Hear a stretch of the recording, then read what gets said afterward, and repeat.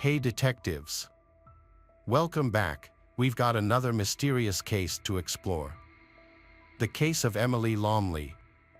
Emily Longley was born in England in 1994 to parents Mark and Caroline Longley.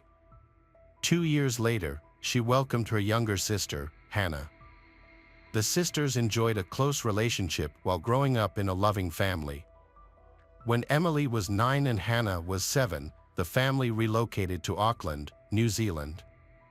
Unfortunately, after Emily began associating with the wrong crowd, her parents chose to send her back to the UK to live with her grandparents and start anew. In 2010, Emily traveled to England to study at Brockenhurst College. Her goal was to earn a business degree, and she aspired to be a model. While in England, she stayed at her grandparents' house in Bournemouth, a popular resort town located on the coast of the English Channel, near Poole. At the time of her move, Emily's sister Hannah was still in school. Their parents, Mark and Caroline, had divorced but continued to have a friendly relationship. Emily was a beautiful young woman who drew a lot of attention. One day, she met 20-year-old Elliot Turner, and he left a lasting impression on her. Over time, their communication developed into a romantic relationship. In April 2011, Emily traveled back to New Zealand to visit her family, whom she hadn't seen in 6 months. Her father greeted her at the airport, and she rushed to him, hugging him tightly and expressing how much she missed him. Emily shared that she had a very close bond with her father, who adored her and missed her smile, laughter, and playful jokes. The next day, the entire family visited Emily's favorite pizzeria. She shared with her parents that, in addition to her college studies, she was involved in modeling and had made some amazing friends. She also talked about her boyfriend, 20-year-old Elliot.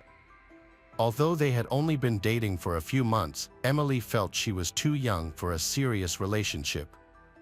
"I think I'm going to break up with him when I return," she said. Over the following weeks, Emily enjoyed spending time with friends and family, creating great memories. No one realized that they would soon lose her. When Emily's flight began boarding, she found it difficult to say goodbye to her family. She promised them she would return in 5 months. During that time, she was excited to watch the Rugby World Cup starting on September 9th. A few days later, while texting her father, Emily mentioned that she had broken up with Elliot, but she chose not to share specific details. Elliot had been acting oddly after seeing photos Emily posted on social media from New Zealand, particularly because there were other guys in the pictures, which made him very jealous. Elliot Turner, a 20-year-old from a wealthy jewelry family, appeared to live a carefree life. He was well known in the bar and club scenes of Bournemouth and Poole and was part of a group of affluent young men known as the Firm. His friends nicknamed him All Talk Turner due to his tendency to brag. In December 2010, he met Emily, and they enjoyed a lavish lifestyle together, often staying out late. However, Elliot, who had a history of being obsessed with women, quickly became jealous, leading to frequent violent arguments in their relationship. People described him as threatening, aggressive, controlling, and possessive. In January 2008, when Elliot was 16 years old, the police sent him a warning letter about harassment. They advised him not to contact his ex-girlfriend after he inundated her with text messages and emails following their breakup. Elliot enjoyed being the center of attention and did not have to work since his parents financially supported him. He was skilled at manipulating others, including his parents, and his life centered on parties, women, alcohol, and drugs. He believed he was capable of doing anything he desired. Elliot always carries a hammer with him to intimidate anyone who might challenge him. His friends thought Elliot fancied himself a gangster. Elliot would often buy drinks for everyone at the bar. Elliot liked to brag about owning a new Mini Cooper, but it was actually a gift from his grandmother.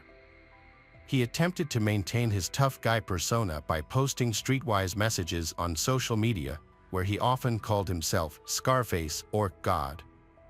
Although he attracted a lot of female attention, he became very attached to Emily when he met her. She praised his image as a successful person, something he worked hard to achieve.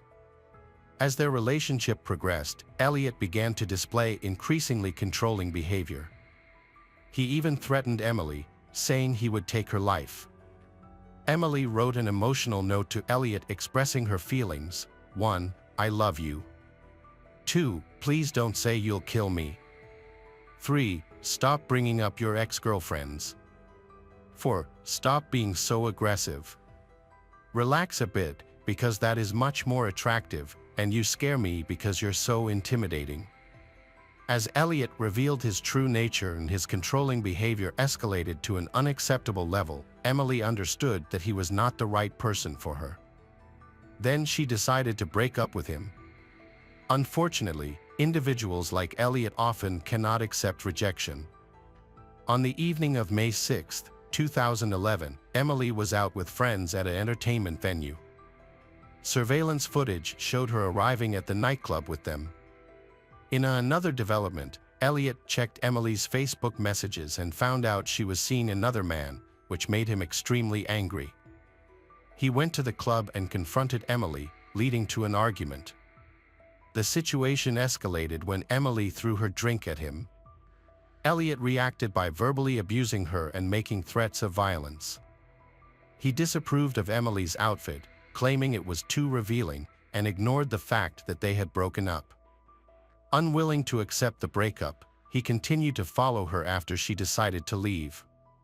His friends heard him say that he would kill her, that he would go to prison for it and still be a millionaire, and that serving 10 years in prison wouldn't bother him. Elliot convinced Emily to come to his house, saying he wanted to talk more relaxed. Elliot lived with his parents, which may have made Emily feel more at ease, thinking he would behave better around them. Neighbors observed them entering the house. The next morning, Elliot Turner, Elliot's mother, called emergency services, reporting that Emily was unresponsive. The ambulance arrived around 9 a.m. Anita followed the nurse's instructions to help Emily, but unfortunately, when the paramedics arrived, they could only confirm Emily Longley had died. Anita, an Indonesian citizen, moved to the UK to marry Lee Turner.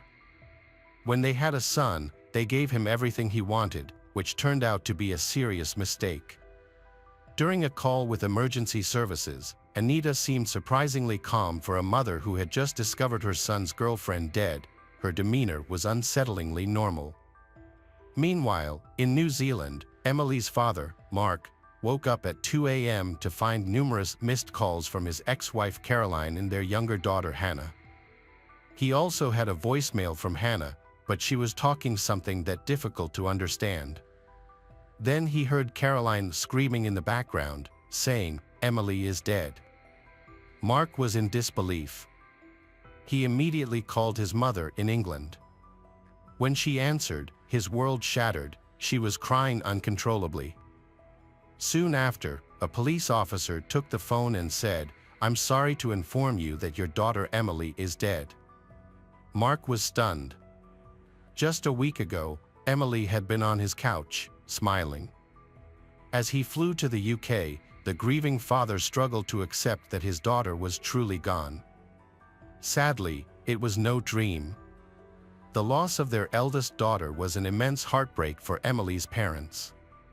The police informed them that Emily had passed away in her sleep, which didn't make sense to them since she was so young and healthy.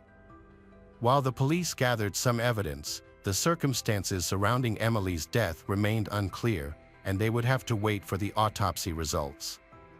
Elliot Turner's parents, Anita and Lee, told investigators that they had been at home all night and had not heard anything unusual. Meanwhile, Elliot shared his sorrow for Emily on social media by posting photos of them together. The police found no solid evidence to contradict the Turners' claim that Emily had mysteriously died in her sleep. In any death investigation, the crucial task is to determine the cause of death. Identifying the cause helps investigators understand the situation and how to approach the investigation. While they awaited the autopsy results, investigators discovered that a few days before her death, Emily had posted a concerning message on her Facebook page, stating that she had a stalker. Emily detailed in phone calls she received, saying that someone had called her, and when she had asked who it was, they replied that she didn't know them, but they knew everything about her. She had asked how they got her number, and they said they would tell her when they saw her, while persistently asking her out. Emily had hung up, but they kept calling. She made this post on Thursday, May 5th. The police discovered that before her death, Emily had a heated argument with Elliot in front of other patrons at the nightclub. Interrogation with Elliot's friends revealed that he attempted to control Emily's actions and had learned about her meeting with another man. Most alarmingly, they mentioned that Elliot had threatened her life multiple times. However, his friends dismissed these threats, believing they were merely bravado to enhance his gangster image. The autopsy did not determine a definitive cause of death, but experts suggested that strangulation might have occurred, noting that the physical evidence was consistent with pressure applied to the neck. The investigators suspected that a member of the Turner family might be involved in Emily's death, which prompted them to install listening devices in their home. The police aimed to uncover any hidden information, and their suspicions were confirmed. One recording revealed that Elliot was advising his mother on how to interact with the police and what she should say. Lee Turner, Elliot's father, seemed to be the only one aware of the wrongdoing in their actions, but he eventually succumbed to the demands of his son and wife. While reviewing the recordings, investigators discovered details about Emily Longley's death. Elliot Turner confessed to causing her death, leading to his arrest a week later.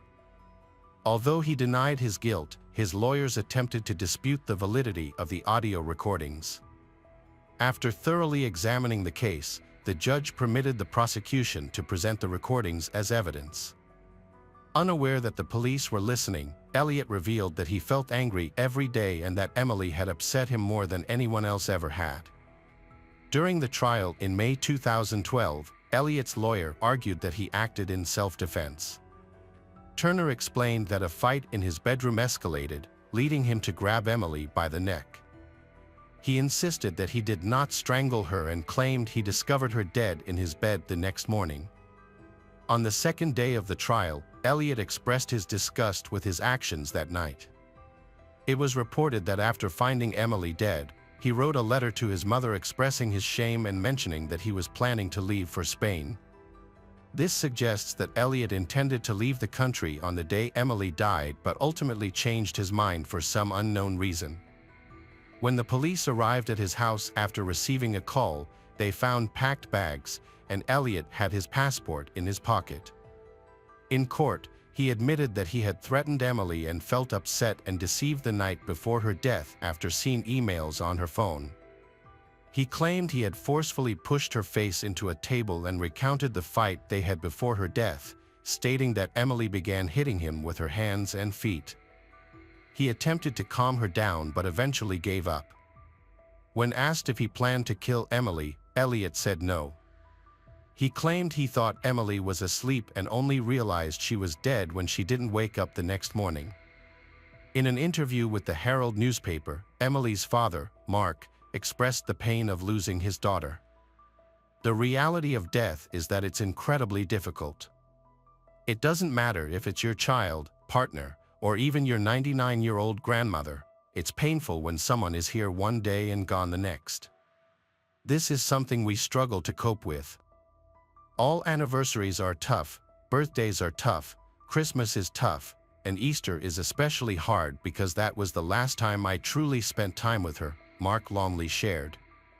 He shared that the hardest part is knowing he will never see the woman she could have been. I miss watching the life she was denied develop. We had a small but beautiful glimpse of the woman she was becoming, and I felt so proud of her. As her father, I'm naturally biased, but the world truly was a better and more enjoyable place with her in it. During the trial, Elliot Turner was depicted as a privileged young man whose parents tried to protect him from facing consequences. The court revealed that he had free access to his family's home in the wealthy Queen's Park neighborhood of Bournemouth. There, he hosted wild parties for his middle-class friends, as described by his father, Lee. To ensure he didn't bother them, his parents allowed him to use a converted garage as his own living space, giving him the freedom to come and go as he pleased. It was in this room, equipped with a mini bar, that he strangled Emily while they were on his bed. The jury quickly dispelled any illusions Elliot had when they found him guilty on May 22, 2012. The court sentenced him to life in prison, with a minimum term of 16 years. While delivering the verdict, Mrs. Justice Dost described Elliot as arrogant, stating, "Emily was a lovely girl who brought joy to others. You extinguished that light. You didn't love her, she was a trophy to you. The relationship was about your control through aggression and threats. Focus on your life sentence instead of luxury." She also sentenced Elliot to 9 months for perverting justice, to run concurrently. Elliot Turner wasn't the only one involved in the trial. His parents, Anita and Lee, were also implicated. They loved their son and tried to protect him after he committed his crime. Lee destroyed a letter in which Elliot confessed, while Anita removed a jacket from the room where the letter was supposedly found. Additionally, Anita delayed calling for an ambulance, allowing Elliot time to hide evidence and let the family create a credible story for the police. When questioned about her decision to postpone the call, Anita stated that she didn't believe Emily was dead. During cross-examination, they asked her if she believed Emily had ruined her son's life. After a 6-second pause, she answered, "No." In the recording, Lee inquired whether they had made the right decision. Anita responded, "We've done the right thing." Both Anita Turner, 51, and Lee Turner, 54, were found guilty of obstructing justice and received sentences of 27 months in prison.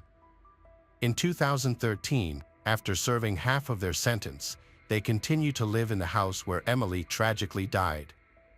Emily's father, Mark, broke down while discussing the verdicts. With support from his ex-wife Caroline and daughter Hannah, he expressed, "What we have heard over these 5 weeks has shocked and disgusted us. It is beyond belief that a man as evil as Elliot could treat such a gentle and loving girl like Emily so violently. We are incredibly proud that she came all the way across the world to seek a better life for herself. Unfortunately, this is the life that Elliot chose to take from her." Mark mentioned that there was much discussion about Elliot's bragging, and no one took his threat seriously until it was too late. He noted that even his mother dismissed it when he texted her about his intention to harm Emily. In October 2020, reports emerged that Elliot Turner's cellmates had assaulted him in prison. This incident followed his decision to display photos of Emily in his cell and brag about receiving letters from female admirers. The attack was triggered after he claimed he would soon go back to his luxurious lifestyle filled with champagne, Bentleys, and attractive women. In 5 years, Elliot Turner will be eligible to apply for early release. We can only hope that the parole board will act wisely and make the right choice concerning someone who has shown no remorse for his actions. Hey detectives! Welcome back. We've got another mysterious case to explore. The case of Angie Houseman. Angie Houseman was born on February 18, 1984, in St. Louis, Missouri. Her father left the family before she was born, and she would never have the chance to meet him. However, her mother married a man named Ronald when she was 1 year old, and in the addition of a younger brother to the family. The two sisters got along very well, with Angie particularly fond of her younger brother. Angie was known for her friendly and outgoing personality, always striving to build relationships with those around her. Her family resided in a peaceful suburban neighborhood in St. Louis. In 1993, at the age of 9, Angie attended the 4th grade at a local elementary school, about a mile away from her home. Her daily go-to-school involved taking a bus from a nearby stop, which her parents considered relatively safe due to its proximity to their house. Typically, Angie and her neighborhood friends walked together from the school to the bus stop after class. There were many parents watching from their windows to ensure their safety. This has become a habit in their neighborhood, intended to provide peace of mind that children will return home safely. On November 18th, Angie followed her usual routine, attending school and finishing at 3 p.m. She took the school bus home with a few neighborhood kids. At that point, the other kids continued to their homes. Angie walked alone the short remaining distance home because her house was farther away. However, Angie didn't arrive home, and as the minutes passed, her parents started to worry. They knew Angie often chatted with friends on her way home, but it has never taken this long. Concerned, Angie's mom and stepdad decided to walk along her route from the house to the bus stop to see if they could find her. While walking, they met other kids from Angie's school. They confirmed she had gotten off the bus with them and headed in the direction of her home. The parents also spoke with neighbors who usually kept an eye on the kids, but were preoccupied on that particular day and hadn't seen anything. Angie's parents became more and more worried and insecure. They and their friends started searching the area along her route from the bus stop to their home. As the sun began to set and darkness fell, they didn't give up. Realizing Angie was unlikely to wander off in the cold weather, the parents eventually decided to call the police. The police immediately joined the search for Angie. Due to the cold weather, it seemed unlikely that she would wander off alone. Therefore, the police initially focused on investigating whether she had been kidnapped. 10 days before Angie went missing, an 11-year-old girl was almost kidnapped in a nearby area, which made everyone even more concerned. An unknown person approached the girl as she got off the school bus and attempted to pull her into the bushes. Fortunately, she managed to escape. However, since the assailant was still at large, the police believed he might be linked to Angie's disappearance. To investigate, officers deployed K9 units, which detected Angie's scent near the bus stop. The dogs tracked the scent about halfway to her house, but lost it suddenly, suggesting that Angie might have gotten into a vehicle at that location, which further supported the possibility of an abduction. The police expanded their search for Angie by deploying helicopters with thermal sensors and scouring the banks of a nearby stream, but they failed to locate either the girl or her belongings. The first day, the search turned up no results. As the investigation unfolded, the police released information about Angie's disappearance to the media, which quickly spread throughout the city. The police department receiving over 300 calls within 24 hours. To manage the influx of leads, more than 20 additional officers were assigned to the case. However, none of these clues were helpful in finding Angie. The detectives pursued every lead, with a strong focus on Angie's stepfather from the beginning.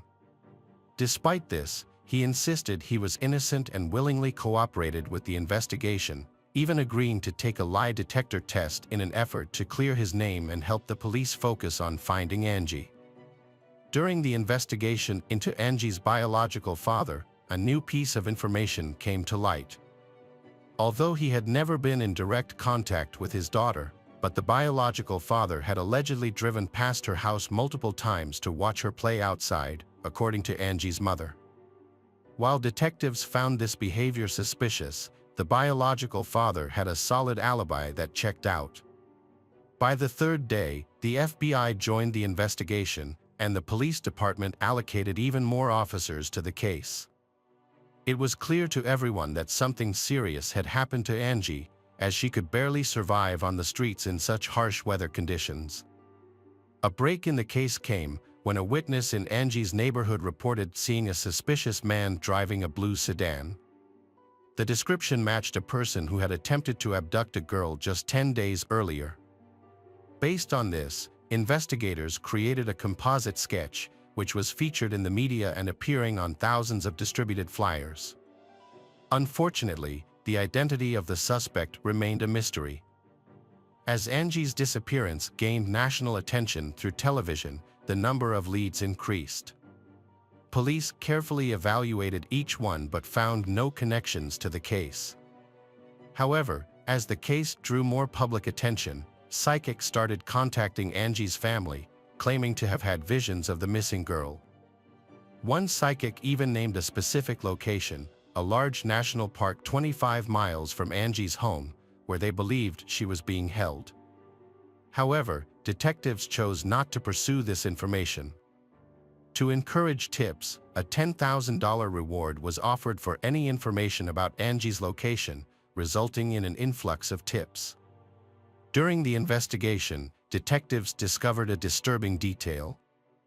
A few days before she disappeared, Angie mentioned to her teacher that she would be going on a nature trip with her uncle. However, this statement raised red flags, as Angie did not actually have an uncle, and her parents were unaware of what she meant by this claim. Detectives considered the possibility that Angie might have known the person who took her, referring to them as her uncle in conversation. Despite their efforts, investigators failed to uncover any information about this mysterious individual in the days that followed. The case seemed to be at a standstill until 9 days after Angie's disappearance, on November 27th. A young girl's body was discovered near a tree, severely mistreated. She had no clothing on and was bound with handcuffs. Her head was completely covered in tape, except for a small exposed area around her nose. A nearby bag contained personal items, including notebooks with her name, that confirmed the body was that of Angie. Autopsies by medical examiners revealed more disturbing details about Angie's death. A piece of underwear was found stuffed in her mouth after the tape on her head was removed. The investigation determined that she had died just hours before her discovery and had likely been held captive for 9 days before succumbing. Furthermore, experts concluded that Angie suffered numerous physical injuries and endured a sexual assault. A thorough examination of the crime scene by forensic experts led to the discovery of a fingerprint on the tape used to cover Angie's head. The police tried to find matching information in the database and between several suspects, but didn't bring any clues. Following the discovery of the body, the police increased their efforts in the investigation. As news of the tragic incident spread, local residents became fearful, increasing their vigilance. To protect their children, they started escorting them to and from school, meeting them at bus stops, and keeping a close watch over them at all times. On December 1st, a 10-year-old girl named Casey Dissa went missing in a nearby town, just 10 miles from Angie's house. Casey had received permission from her mother to visit friends who lived a short distance away. But she never made it to their home. The police were unsuccessful in locating her, fueling the detectives' fear that they might be dealing with a serial killer. Initially, detectives did not rule out the possibility that the same person was responsible for both Angie's and Casey's disappearances. However, they lacked evidence to support this theory. 10 days later, Casey's body was found in St. Louis, wrapped in bedding in a curtain. The cause of death was determined to be severe head trauma from multiple blows. Despite the investigation, detectives were unable to uncover any leads pointing to the killer. Furthermore, the distinct nature of the two crimes led them to reconsider their initial theory. As a result, they began to consider the possibility of two separate murderers in the same month. Investigations into Angie's disappearance led detectives to identify a man who had attempted to abduct another girl a few days earlier. The suspect, 37-year-old Gary, frequently traveled to St. Louis for work. Although he became a person of interest in the murders of Angie and Casey, he had a solid alibi for the time they went missing. However, during questioning, Gary admitted to assaulting 4 other girls and was ultimately sentenced to 5 years in prison. The following February, the case took a new turn. Near where Casey's body was found, investigators found tire tracks that were associated with a pickup truck from a well-known rental car company known for its distinctive logo. Detectives showed photos of the tire tracks to locals, asking if they had seen a pickup truck from that company in the area. the detectives received a crucial lead. One woman came forward, saying she had seen such a pickup near her neighbor's house about a week after Casey's disappearance. After investigation, the police discovered that the house belonged to a woman living with her husband and brother. She claimed none of them had rented the pickup and maintained they were not connected to the case. However, detectives remained skeptical and obtained a search warrant for the house. The search revealed blood matching Casey's in the basement, along with the murder weapon. A further investigation uncovered key information in Casey's case. The pickup truck used to transport the body was rented by Thomas, the brother of the woman who owned the house. Initially, Thomas denied any involvement in the crime. However, when presented with the existing evidence, he eventually confessed. According to Thomas's statement, Casey knocked on his door and wanted to invite his nephews to come out with her. Thomas invited Casey into the house and led her to the basement, where he attempted to assault her. When Casey screamed, Thomas hit her with a heavy object, ultimately killing her. He then covered her body with bed sheets. Despite committing the crime, Thomas went to work as usual. Upon returning home, Thomas' sister told him that she had discovered the body in the basement, but she didn't want to know what had happened and asked that it be disposed of quickly. Casey's body remained in the basement for a week, because outside, the search was still going on for her.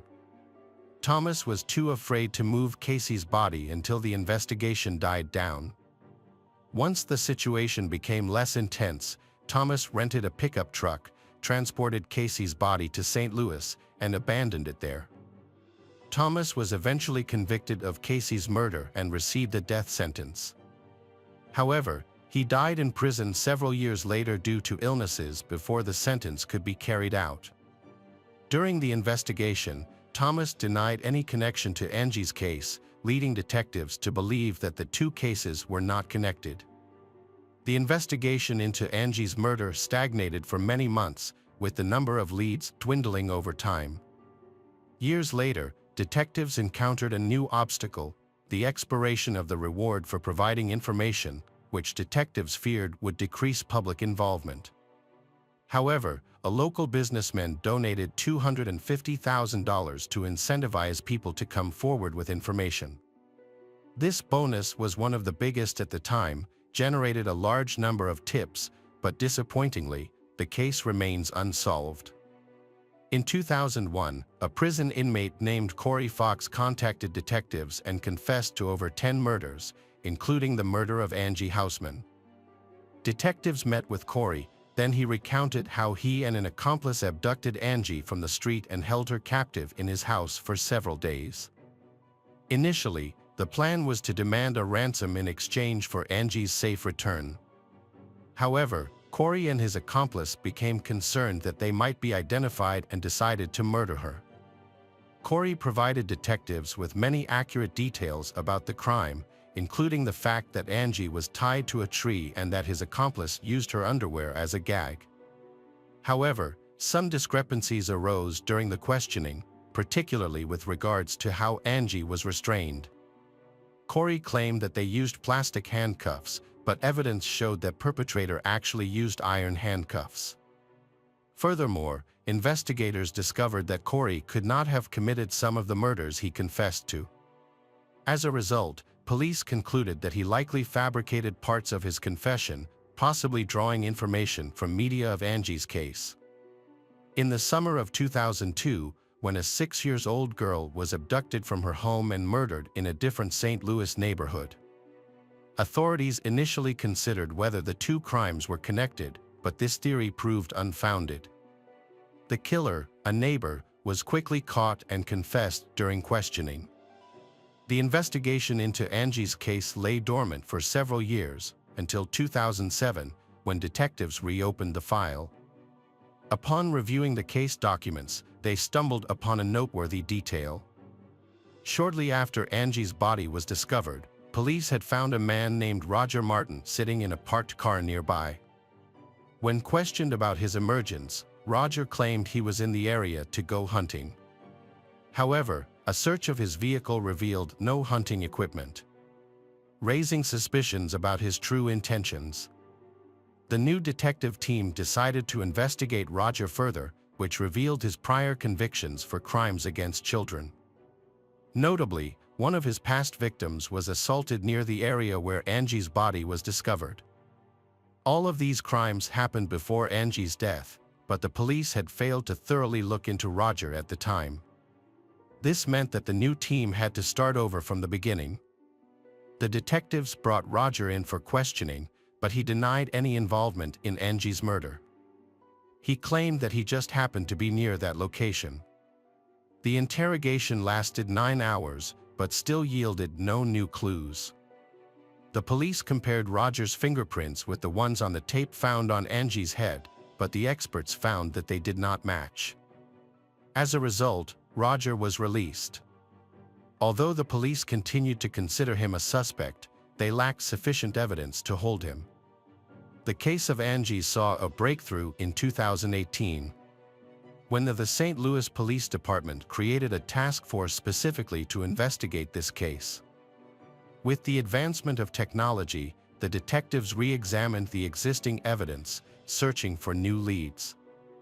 Their investigation centered on 3 crucial pieces of evidence: the handcuffs, the tape from Angie's head, and her underwear used as a gag. Despite repeated efforts since 1993, experts had struggled to detect the perpetrator's DNA on these items. The task force decided to re-examine the evidence with modern technology. The detectives first focused on the handcuffs but encountered a difficulty due to the presence of Angie's blood covering almost the entire surface. Next, they turned their attention to the tape from Angie's head, but faced another obstacle.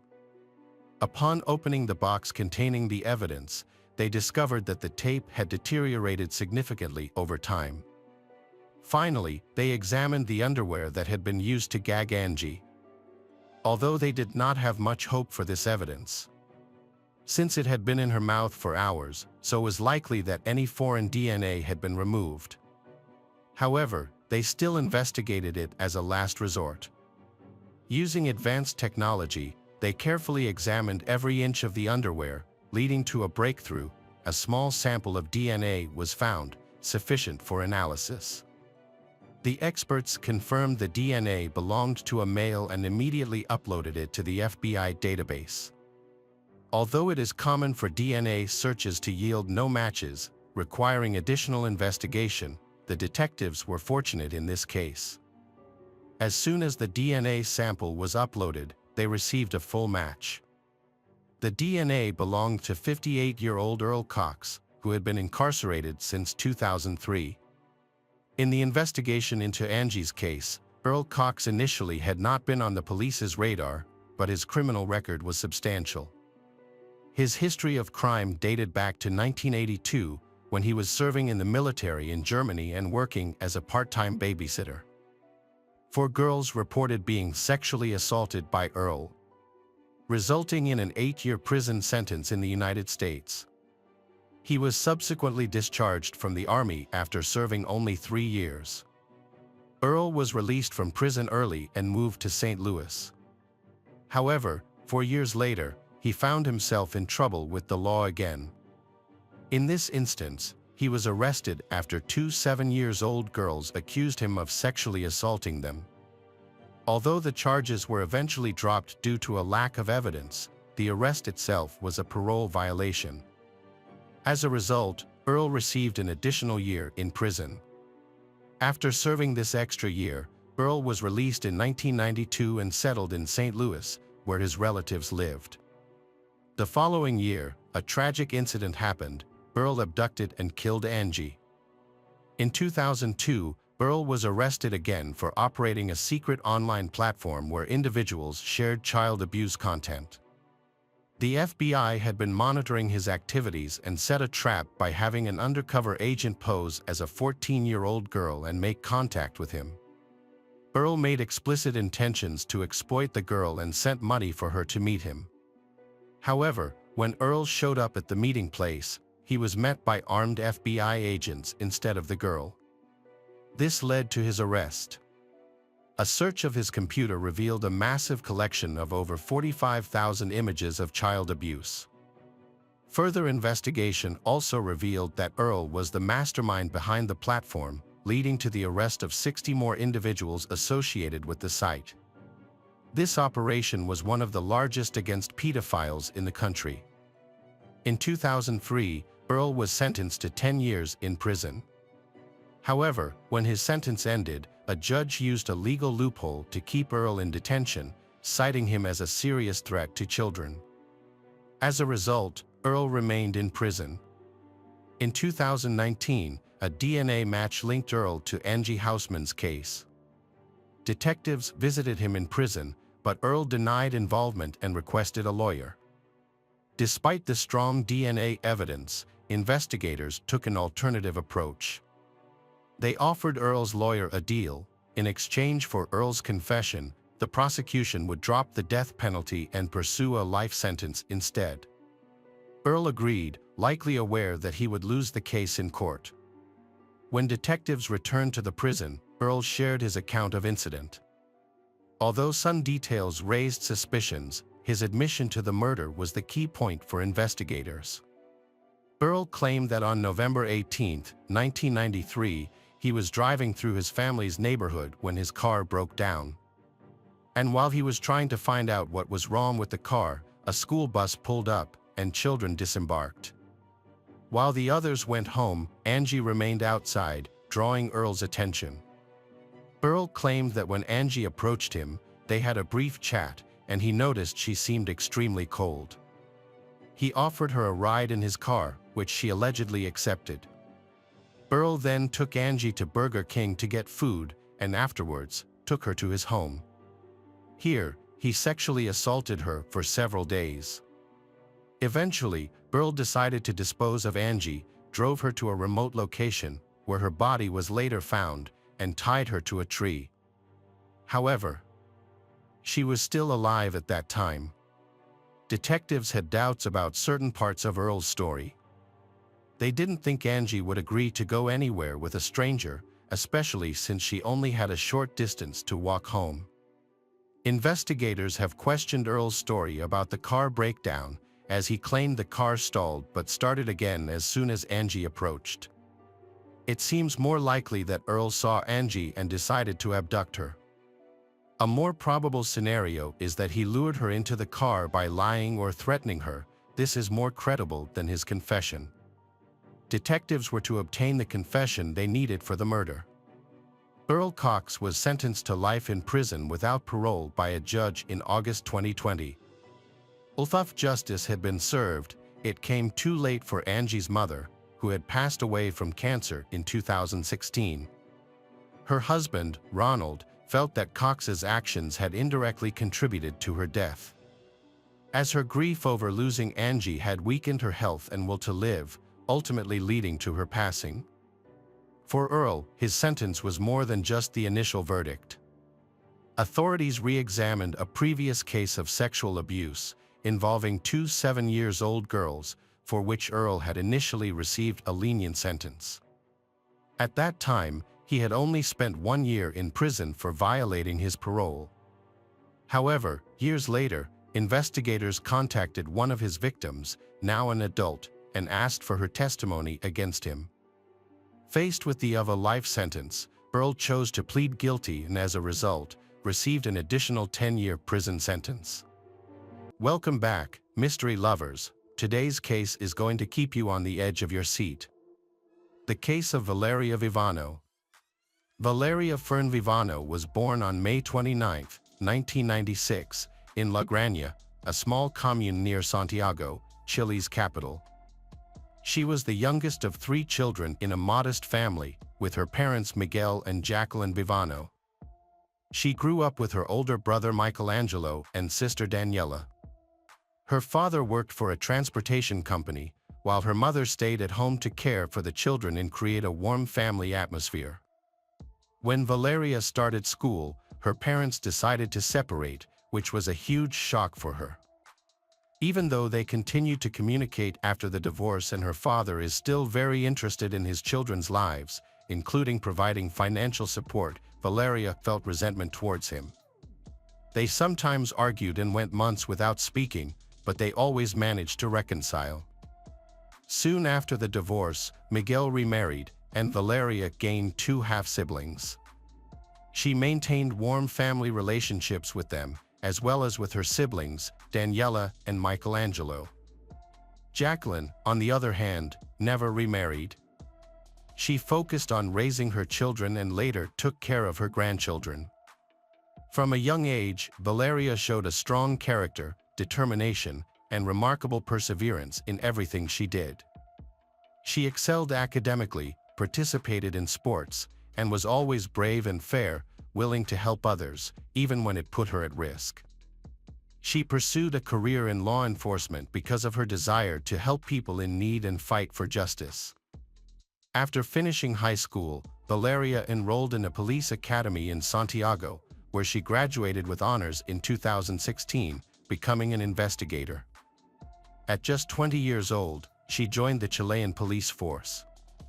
The following year, she started working in the bureau that investigates serious crimes in the capital. From the very beginning, Valeria demonstrated her commitment as a law enforcement officer and her passion for justice. She loved her job, carried out her responsibilities with care, and was always ready to respond to emergencies, even in the middle of the night. She would rush to crime scenes, pursue criminals, and sometimes had to provide emotional support to people who had lost loved ones. Her colleagues described Valeria as kind, cheerful, and friendly, while also recognizing her as a true professional and a dependable partner. Valeria served in the police force for nearly 5.5 years, during which she received numerous awards and recognition. She advanced in her career, gaining the respect of her colleagues and the admiration of her superiors. She also represented her department in Spain, spending about 2 weeks in Madrid on an official visit. She took great pride in being entrusted with such significant responsibilities. By 2020, she had been promoted to assistant inspector. In January 2020, Valeria welcomed a new member to her precinct, 21 years old Lionel Alejandro Contreras Canales, who had just graduated from the police academy. Valeria took on the role of his mentor as he started his first job. A few months later, they became partners and initially got along well. Lionel comes from a wealthy and powerful family, with an uncle who is a high-ranking official. Having grown up in comfort and always getting what he wanted, because of this, he became quite selfish and believed that everything should go his way. Valeria noticed her new colleague, Lionel, who repeatedly tried to get her attention and asked her out several times. Each time, she firmly rejected him. Valeria was serious about her job and believed that workplace romances were inappropriate. She viewed Lionel as immature, not because he was 3 years younger, but due to his childish behavior. Despite this, she hoped to help him grow up. In July 2020, Valeria and Lionel attempted to catch robbers who had stolen money from a store's cash register. The criminals remained at the scene and opened fire, leading to a shootout in which Lionel fatally shot both of them. While this situation could have been avoided, Lionel's response was considered appropriate for apprehending the suspects. Nonetheless, this incident put a strain on the relationship between Valeria and Lionel. Valeria's last birthday celebration was on May 29, 2021, when she turned 25. The event took place at her mother's house and was attended by many guests, including family, friends, and co-workers. However, Lionel was not invited.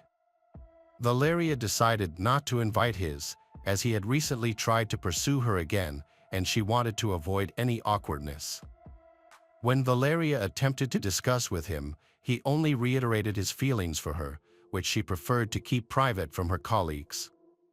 Despite the big turnout, presents, warm wishes, and heartfelt congratulations, Valeria appeared upset, even as she tried to smile. She had recently argued with her father and they hadn't spoken in days. Valeria had hoped her father would come to her birthday, but instead, he only sent a brief congratulatory message and didn't even call. Jacqueline, her mother, recognized her daughter's unhappiness and understood the cause of her sorrow. Frustrated with her ex-husband's behavior, she believed he would eventually reach out to Valeria and they would resolve their differences, as they had in the past. Tragically, Valeria and her father never had the opportunity to speak again. Just 2 weeks later, on June 13, 2021, Valeria lost her life while on duty. She was working the night shift, patrolling the streets and checking vehicles as part of a manhunt for a suspect in connection with a crime against a young woman that occurred yesterday on the outskirts of the capital. Authorities were on high alert for a white Kia, suspected to be driven by one of the criminals. The suspect likely had a weapon and may not have been alone in the vehicle. Valeria was in a patrol car with her partner, Lionel, and they were being driven by Deputy Commissioner Felipe Gilardo. They spotted the suspect's vehicle and decided to chase it without waiting for backup. The officers successfully blocked the suspect's escape. Lionel and Vivano got out of their car with their guns drawn, ordering the suspects to surrender and exit their vehicle with their hands raised. Suddenly, a single gunshot was heard, leaving everyone confused about who had fired and from where. Valeria, holding her side, collapsed onto the asphalt next to the police car. Reinforcements arrived at that moment, and Valeria's colleagues heard the gunshot and saw she was injured, but they didn't fully understand what had happened or who had shot her. Taking advantage of the chaos, the criminals quickly fled the scene while first aid was being given to the wounded officer. Despite the swift arrival of medics and the efforts of her colleagues to control the bleeding, Valeria could not be saved. She was rushed to the nearest hospital, where top specialists worked hard to save her life for several hours. Unfortunately, due to severe blood loss and damage to vital parts, she passed away on the operating table without regaining consciousness. When Valeria's family received the news, her parents, brothers, and sisters quickly went to the hospital. Unfortunately, by the time they arrived, had already passed away. Miguel was not only heartbroken but completely shattered, as he never had the chance to talk to and make amends with his dear daughter after their last small argument. He felt an overwhelming sense of guilt and was so distressed by the tragedy that he needed medical help to avoid a heart attack. Valeria was officially reported to have died while on duty during an operation aimed at capturing dangerous criminals. She was celebrated as a hero who sacrificed her life for the safety and well-being of others. Local media extensively covered the incident, with reporters highlighting her bravery and selflessness. The investigation into her death was conducted by experts from the Homicide and Major Crimes Division, where Valeria had previously served. They determined that she died from a gunshot wound to the abdomen, inflicted by an assailant in the direction of the suspect's vehicle that she and her colleagues were chasing. The situation initially seemed straightforward, as witnesses supported the narrative, making it appear that the case had been resolved. The only task left was to locate and hold the offenders accountable, who were still at large and possibly fleeing. Shortly after, the suspects were caught, attracting significant public attention. The criminals were identified as 19-year-old Miguel Alejandro Capon and his 17-year-old accomplice, whose name was kept confidential due to his age. Both individuals had prior convictions for lesser crimes. The then president of Chile, Miguel Juan Sebastián Pinera, issued an official statement assuring the public that the perpetrators would face justice according to the law. However, nothing felt off. After the autopsy and necessary examinations, Valeria's body was returned to her family, who gave her a respectful burial in one of the city's cemeteries. Hundreds attended the funeral to pay their respects and offer condolences to her family. Jacqueline and Miguel described the entire experience as a nightmare. Among those who carried Valeria's coffin was her colleague Lionel, who seemed to grieve more than anyone else. However, other colleagues noted there had recently been some tension between them, to the point that Valeria hadn't invited Lionel to her birthday party. Shortly after the funeral, court proceedings began for the suspects who had been arrested the day after the incident and were currently in custody. Everyone believes that the person responsible for Valeria's death has been caught, and proving their guilt seems simple, especially when they begin to give confessions. However, it soon became apparent that the investigation had serious flaws from the beginning. Important details were missed, and crucial forensic evidence was minimized. The process was mismanaged, and higher officials tried to hide the identity of the actual person responsible for Valeria's death. About a month and a half after Valeria's death, the case took an unexpected turn. By the end of July, 2 employees were suspended for their alleged involvement in the incident that led to Valeria's death. On August 1st, the parents of Valeria were summoned to the prosecutor's office in the capital for an important meeting. They believed this meant that new evidence had come to light, and that the detainees would finally face the punishment they deserved. Miguel and Jacqueline were devastated to hear that Valeria was killed by a bullet fired by a colleague. Prosecutor Juan Carlos Carrasco personally announced the news, expressing condolences and apologizing on behalf of the entire investigation team. Valeria's parents were in shock. They couldn't grasp how it could have occurred. The fatal shot that killed Valeria was fired from a gun by one of her colleagues. A ballistics examination conducted that day confirmed this, but the results were inaccurately reported. The bullet taken from the body Valeria was incorrectly categorized with different characteristics, such as shape, caliber, and weight. Additionally, the bullet had passed through the body rather than being extracted from it. There was a mix-up in the forensic reports regarding the entry and exit wounds. The bullet did not enter through the abdomen and exit through the back as stated. In fact, the shot was fired at her back. Several pages from the autopsy report were missing, and others had been obviously tampered with. Furthermore, the detainees involved in the trial, who supposedly admitted their guilt and were about to be sentenced, began to file complaints. They alleged that their confessions were obtained through torture and intimidation, and that the firearm they had that night was not loaded. Valeria's story takes a sudden turn when she goes from a tragic hero who died on the job to a victim of betrayal, murdered by her own colleagues. In light of these new developments, the main suspects became Felipe Gilardo Era, the officer driving the police car, and Valeria's partner, Lionel Alejandro Contas Canales, who was in the back seat. Both were promptly suspended from their duties. On August 5th, it was revealed that the bullet that killed Valeria came from a service weapon. Later, an examination report showed that only Lionel had gunshot residue on his hands, making him the prime suspect.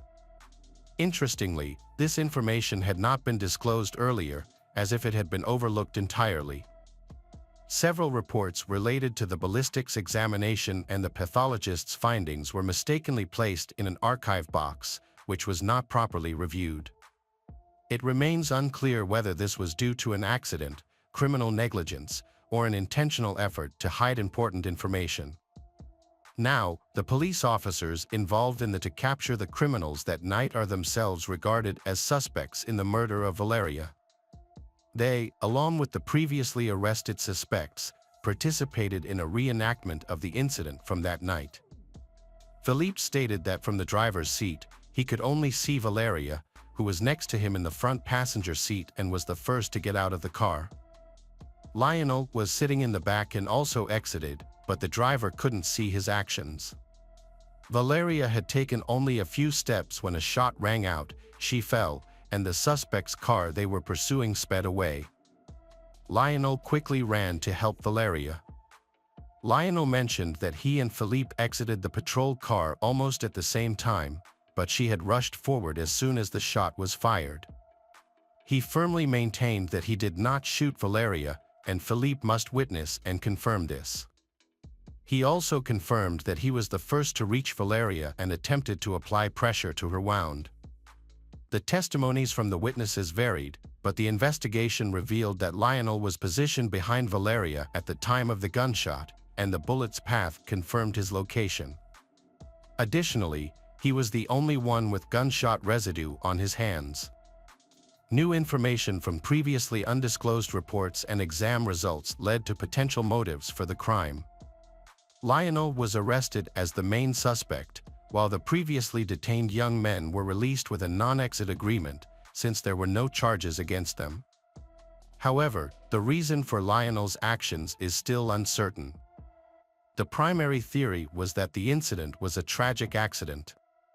It is believed that Lionel, inexperienced officer, accidentally discharged his weapon while standing behind Valeria. In a state of panic, he tried to assist her, and when he returned his service weapon that day, he claimed he hadn't fired it. However, the truth soon emerged, and the young man's powerful relatives used their wealth and connections to try to cover up the incident. Because of that, the cleaned reports, missing documents, confusing evidence, and coerced testimonies from the detained individuals contributed. One theory, which Lionel himself partially confirmed, was that he was in love with Valeria and desperately wanted her attention. Unfortunately, his attempts only annoyed her, and she didn't even invite him to her birthday party, which the whole department attended. The shot in the back was his way of seeking revenge for this rejection. Another theory, suggested by Valeria's relatives, was that Valeria had uncovered something she shouldn't have, perhaps a corruption scheme or official misconduct. Being an honest and fair person, she would expose the culprit, leading to her being murdered to cover up the evidence. Young Lionel was chosen to carry out this act, with the promise that he would remain above suspicion. After Philippe was taken into custody, suspicions regarding Philippe remained. He was armed with the same type of service weapon, stood behind Valeria, and had the opportunity to fire the shot. Additionally, Philippe had a history of discipline for the unjustified use of a weapon during a criminal arrest, although no one was hurt in that incident. Because of this, he earned the nickname the Reckless Shooter. Lionel's defense team quickly adopted this theory, claiming that Philippe accidentally shot Valeria. Since both Philippe and Lionel carried identical service weapons, it was possible that the guns were mixed up or intentionally swapped. Additionally, Philippe was inconsistent in his testimony, changing it multiple times. He later said he couldn't accurately recall the incident of that night because everything happened so quickly. However, no gunpowder residue was found on his hands, suggesting he was innocent. In response, Lionel claimed that gunpowder got on his hands while he was applying pressure to Valeria's wound, and that Era, who also assisted she, might have washed his hands before the examination. This explanation was not credible, as Valeria's blood stains were still on Philippe's hands, and it is impossible to wash away gunpowder without also removing blood. The trial and verdict have raised concerns about the competence of the investigation team, leaving Valeria's parents feeling desperate in their quest for justice. The new developments in the case led to public outrage and diminished trust in law enforcement. This story garnered attention not just from Chilean media but also from international outlets. As a result, several high-ranking officials were suspended or lost their jobs, including the head of the Homicide Investigation Department. Following a further investigation, Lionel was identified as the sole suspect, with all others cleared and designated as witnesses. In the spring of 2022, he was officially charged and remained in custody until the trial concluded. The hearings for the case began in March of the following year, and based on the evidence and witness testimonies, Lionel's guilt was clearly established. At first, the prosecution charged Lionel with intentionally murdering Valeria and aimed for the harshest possible sentence. But Lionel maintained that he would never hurt Valeria because he loved her. However, the bullet that killed her came from his gun. Lionel Alejandro Contas Canales was convicted of manslaughter and received a 12-year prison sentence, with the possibility of parole after 8 years. After the verdict was announced, the Vivano family voiced their disappointment, believing the sentence was too light. Meanwhile, Lionel and his legal team quickly filed several appeals. In February 2024, Valeria's family received a shocking update, when the Supreme Court unexpectedly reduced the punishment for Lionel to just 540 days in prison, starting from the day he was arrested. This meant he effectively walked out of the courtroom a free man. In response, the Larry of Ivano's family intends to sue the Chilean government, alleging that the judges acted corruptly. In a statement, Valeria's mother expressed her heartbreak, stating that the original 12-year sentence had felt too lenient, but the new decision felt like a mockery. She mentioned that it was as if she had lost her daughter all over again and that she no longer had faith in justice. Furthermore, she emphasized that their family was determined to hold the negligent Chilean government for what had happened. Hi everyone, thanks for returning. Let's unravel another horrible case. The case of Jeffrey Dahmer. Jeffrey Dahmer was born on May 21, 1960, in Milwaukee, Wisconsin, United States. His father, chemist Lionel Herbert Dahmer, and his mother, Joyce Annette Dahmer, faced various challenges. Joyce struggled with depression and possibly other mental health issues, which required her to take large amounts of medication, even during her pregnancy. Despite these difficulties, their first child, Jeffrey, was born healthy and displayed a cheerful and curious personality in his early years. However, when he was about 5 years old, he developed a double inguinal hernia and required surgery. Initially, Jeffrey was described as an active and cheerful child, but after the surgery, his parents observed a change in his demeanor. He seemed more withdrawn and showed signs of depression. One day, Jeffrey witnessed his father taking an animal carcass from under the house and placing it on a tray. The sight caught Jeffrey's attention, and he became curious. Without hesitation, he began playing with it. His father, Lionel, whose job and academic career required him to move several times, eventually earned a doctorate in chemistry. This achievement led Jeffrey's family to settle in Bath, Ohio, where they found a large plot of land surrounded by trees. After moving to Ohio, Jeffrey began to avoid social interaction, preferring solitude. However, he cherished the time he spent with his father, participating in various activities together, such as fishing. Jeffrey enjoyed watching his father prepare fish and was curious about what was inside them. Lionel noticed this passion in his son and suggested that he learn taxidermy. Although Jeffrey did not experience physical abuse at home, he grew up in a tense atmosphere. His parents, Lionel and Joyce, argued frequently. Lionel often criticized Joyce for not taking good care of their son, while Joyce expressed frustration with Lionel's long hours at work and school, feeling that he was neglecting the family. Over time, they realized that Jeffrey was quite withdrawn and had difficulty connecting with others. When Jeffrey was 7, he got his first pet, a dog. This brought him immense joy, and he took great care of the dog, even bringing it along when he explored the area for animal carcasses. At the same time, Joyce became pregnant with their second child. To help Jeffrey feel included, his parents allowed him to choose a name for his younger brother, which he decided would be David. Jeffrey attended primary school in Bath, where his father made efforts to encourage him to socialize with other children. Although these efforts were largely unsuccessful, on weekends, Lionel spent time with Jeffrey, tending to the garden and bees together, and attending local fairs. Their relationship was strong, and Jeffrey even wrote poems for his father during this time. His mother, Joyce, was hospitalized for depression and anxiety, which was a difficult period for the family. When Jeffrey entered secondary school, he continued to enjoy dissecting animals and began to explore his abuse. During this time, he kissed a boy from the neighborhood, which led him to realize that he was attracted to boys. Although he struggled to accept this part of himself, Jeffrey faced increasing anxiety due to his father Lionel's homophobic views. Throughout high school, he endured bullying.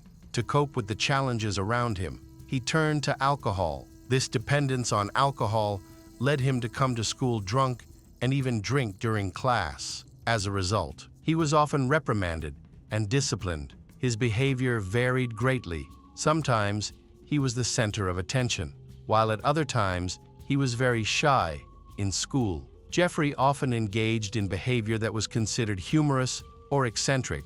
He acted as the class clown, frequently imitating epileptic seizures and making sheep noises during class. As he grew older, he even began drawing chalk sketches of human bodies on the classroom floor. Around the age of 14 or 15, Jeffrey began to experience disturbing obsessive thoughts related to sex. This struggle intensified over time, leading him to develop various fantasies. However, unlike typical teenage fantasies, Jeffrey's were more disturbing. Jeffrey found his senior year of high school particularly challenging. Because his parents decided to get a divorce, Lionel moved away and took refuge in a hotel, while Jeffrey's mother also decided to leave home, taking her youngest son, David, with her and leaving Jeffrey alone. Just a few weeks after graduating, he began to explore his fantasies more freely. Jeffrey's fantasies began to take shape in a disturbing way.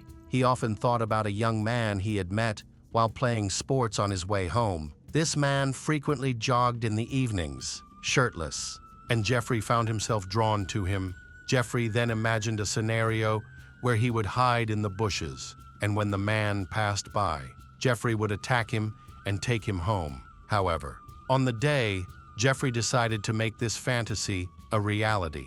The young man did not show up for his usual jog. Another fantasy that Jeffrey cherished was picking up a hitchhiker and taking him home. In this scenario, they would share an intimate moment and eventually live together in harmony. This fantasy became a reality in 1978 when Jeffrey was driving down the road and spotted a young hitchhiker who fit his ideal type. Jeffrey stopped and offered the young man a ride in his car. The young man, eager to go to the summer music festival, accepted Jeffrey's invitation to have a beer at his house first. His name was Stephen Hicks, and he had just turned 18. They returned to Jeffrey's house together after drinking a few beers. Stephen asked Jeffrey to fulfill his promise to take him to the festival. Jeffrey hesitated, and an argument ensued. Eventually, Stephen decided to leave, which escalated the situation in a fit of rage. Jeffrey hit Stephen with a dumbbell, causing him to fall to the floor, unconscious. In a panic, Jeffrey strangled Stephen until he stopped breathing.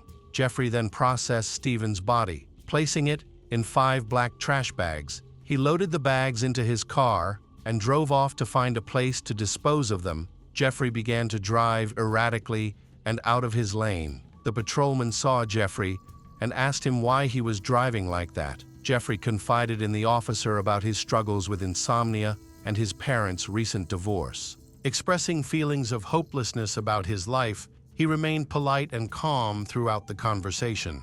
When the officer asked about the car, he explained that it was full of trash and that he was looking for a place to properly dispose of it. Jeffrey made a good impression on the officer, who asked him to return home. Jeffrey complied and returned to his house with the trash bags containing Stephen's body. He eventually hid the bags in the basement. The next day, he continued to process Stephen's body. Attempting to crush the bones, he then scattered them in various locations behind the house. In the days that followed, Jeffrey paid attention to newspapers and news reports, hoping to find any updates on the missing man. However, he found none. He had committed a serious crime, but it was still a secret. This prompted him to repeat his crime. A week after Jeffrey's mother, Joyce, left home, Lionel found his son living alone and increasingly anxious. He encouraged Jeffrey to find a job, but Jeffrey showed little interest instead. He spent his days drinking. To help, Lionel took him to Alcoholics Anonymous meetings and arranged sessions with psychologists. Lionel encouraged Jeffrey to pursue his studies at Ohio University. Although Jeffrey did not outright refuse, he continued to drink and think about Stephen's murder. In the following months, he donated blood in exchange for money to buy alcohol. By the end of the semester, his academic difficulties led to his expulsion from the university. However, Lionel was determined and convinced Jeffrey to enlist. Believing that military discipline could have a positive impact on him, Jeffrey complied and successfully passed the selection process. His passion for medical care took him to San Antonio, Texas, where he trained to become a military medic. Allowing him to gain a deeper understanding of human anatomy, Jeffrey eventually found his passion in his work. After 6 months, he had changed dramatically. Military physical training not only improved his physique, but also made him more sociable. For the first time, Lionel witnessed his son smile, although not while on leave. After completing his training, Jeffrey was deployed to a base in Germany. Unfortunately, his struggles with alcohol were not resolved, and when the authorities learned of the problem, he was discharged from the military upon returning to the United States. Jeffrey chose to distance himself from his father instead of going home. He settled in Miami, where he rented a hotel room and found work at a diner. At first, his life seemed okay, but it quickly became unstable. Jeffrey drank more and soon found himself unable to afford a hotel room, forcing him to sleep on the beach. Realizing that he could not continue like this, he decided to ask his father for financial help. Lionel, understanding that giving his son money might cause him to drink more, Lionel bought Jeffrey a ticket home instead, determined not to give up. Lionel committed to helping his son find a better path forward. Lionel picked Jeffrey up from the airport. Jeffrey greeted him with a bright smile, which initially led Lionel to believe that his son was simply happy to see him. However, it soon became clear that Jeffrey had consumed a significant amount of alcohol before the flight. Faced with this reality, Lionel decided that the best course of action would be to send Jeffrey to live with his grandmother in Milwaukee. During his time with her, Jeffrey matured considerably. He developed a deep respect for his grandmother, who, by many accounts, was the only person he felt truly close to. Jeffrey helped her with various chores around the house and even attended church with her during the first few weeks. Jeffrey began reading the Bible, which helped him alleviate some of his negative thoughts. However, he still struggled with his fantasies. One day, he stole a male mannequin from a clothing store and hid it in his closet. He saw the mannequin as the perfect companion because it never rejected him, made no demands, and inspired him. However, one day, his grandmother discovered the mannequin and was horrified. She insisted that Jeffrey leave the house, but he calmed her down by promising to get rid of it one day. While sitting in the library, a man approached Jeffrey and handed him a note instructing him to meet in the men's room. Although Jeffrey chose not to accept the invitation, the incident sparked something within him, and after 9 years, his repressed desires resurfaced. In 1985, Jeffrey frequented the sauna, looking for men to satisfy his desires. When he found someone who interested him, he would invite them out for a drink. However, he would secretly put sleeping pills in their drinks. When the victim passed out, Jeffrey would lie down next to them. After one of his victims was poisoned and hospitalized, Jeffrey was banned from the club he frequented. Despite this, he continued to seek abuse partners in other bars and clubs. He preferred muscular young men and did not care about their skin color or hair color. In November 1987, Jeffrey met a man named Stephen Tuomi, a dancer and waiter from Michigan. They fell in love and decided to spend some time alone together. They rented a room at the Ambassador Hotel in Milwaukee, where Jeffrey offered Stephen a cocktail that had been spiked with sleeping pills. When Jeffrey woke up the next morning, he found bruises on Stephen Tuomi's forearms and chest, along with blood coming from his mouth. Jeffrey did not remember killing Stephen and could not believe it had happened. However, he was in the same room as the corpse, which prompted him to quickly leave the hotel, cross the street, and buy a suitcase. He returned to the hotel, placed Stephen's body in the suitcase, paid the bill in the lobby, and called a taxi. A hotel employee helped Jeffrey carry the suitcase, which was so heavy that the employee jokingly asked if there was a body inside.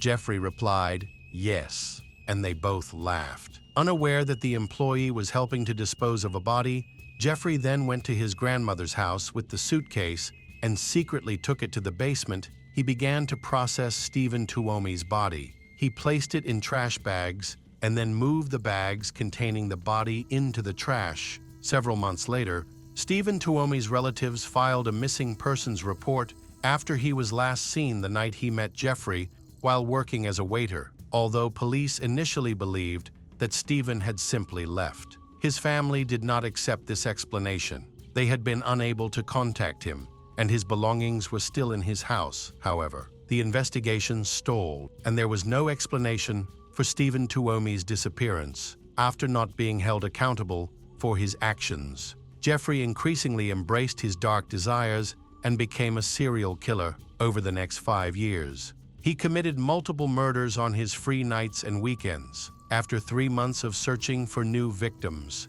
Jeffrey met a 14-year-old boy at a bus stop near a club.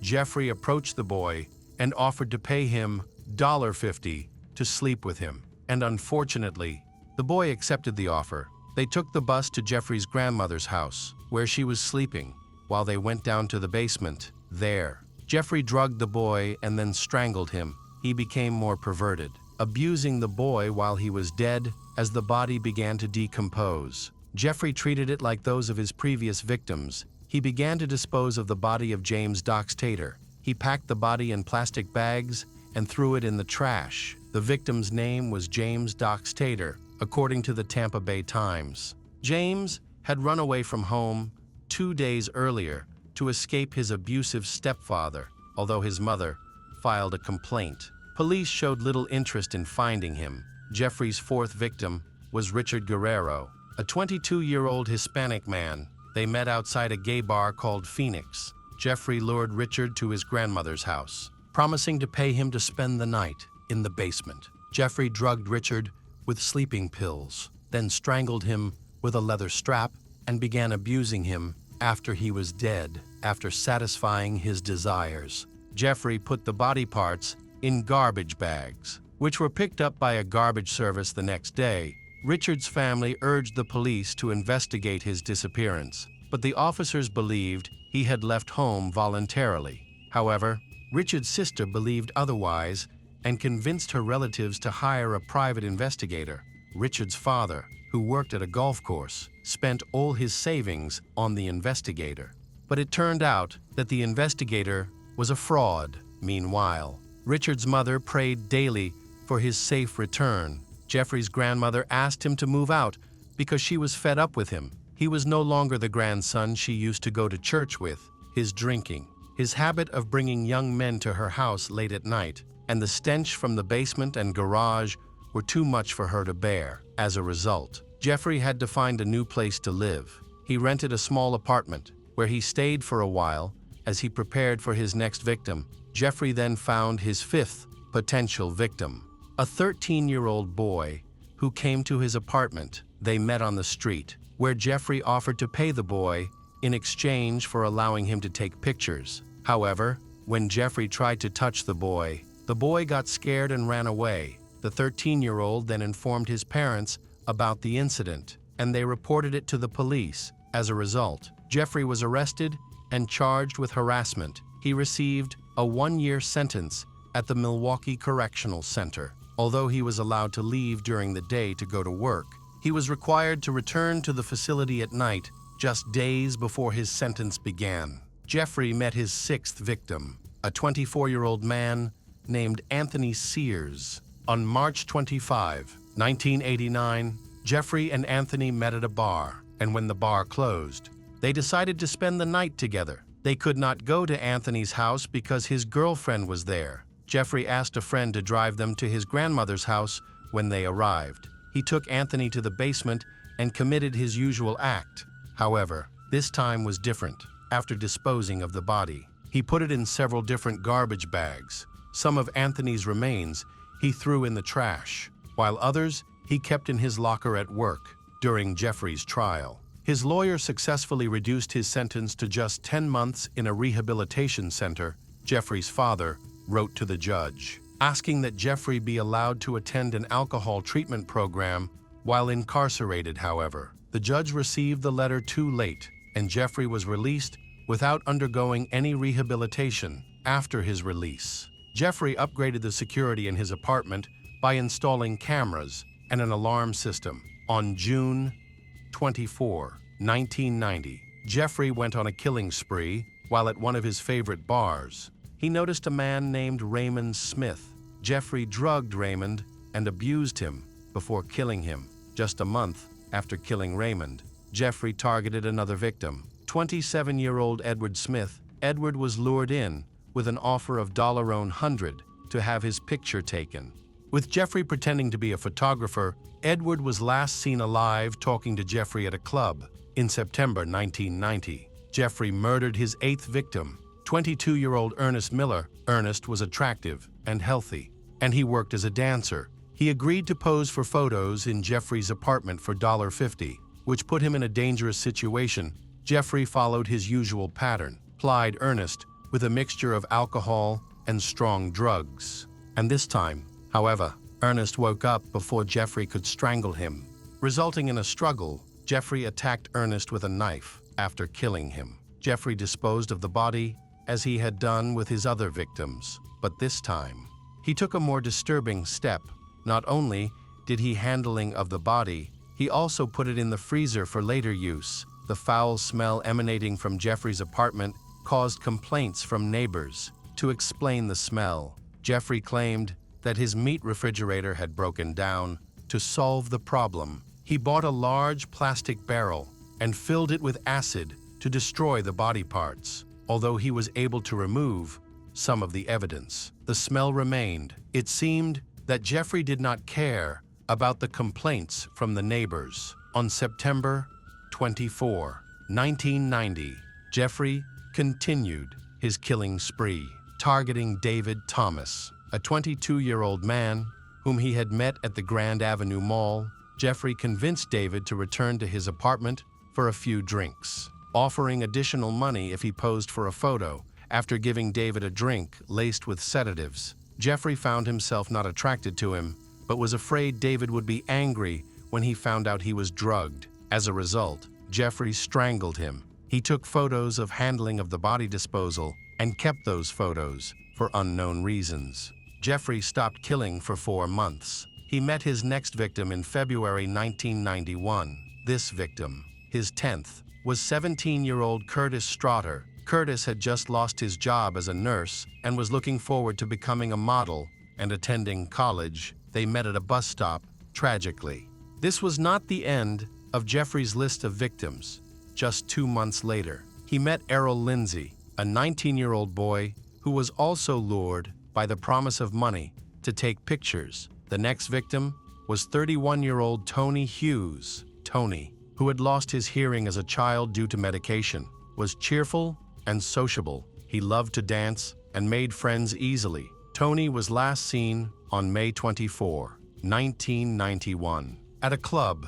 That night, Jeffrey invited him to his house, where he continued his killing spree. Unfortunately, Tony's body was left in Jeffrey's apartment for several days before being dumped in a dumpster on May 26, 1991. A tragic chapter unfolded when Jeffrey met Conorak Synthesophone, a 14-year-old Laotian teenager. Conorak was the younger brother of a previous victim who had escaped from Jeffrey. The situation was heartbreaking. Conorak had accepted money from Jeffrey to help his family, who was struggling financially and faced challenges due to their limited English skills. Conorak had been drugged by Jeffrey. After ensuring that Conorak was unconscious, Jeffrey left to buy alcohol, planning to strangle him upon his return. However, Conorak regained consciousness and escaped from the apartment. He wandered the streets until he encountered 2 girls, who were the nieces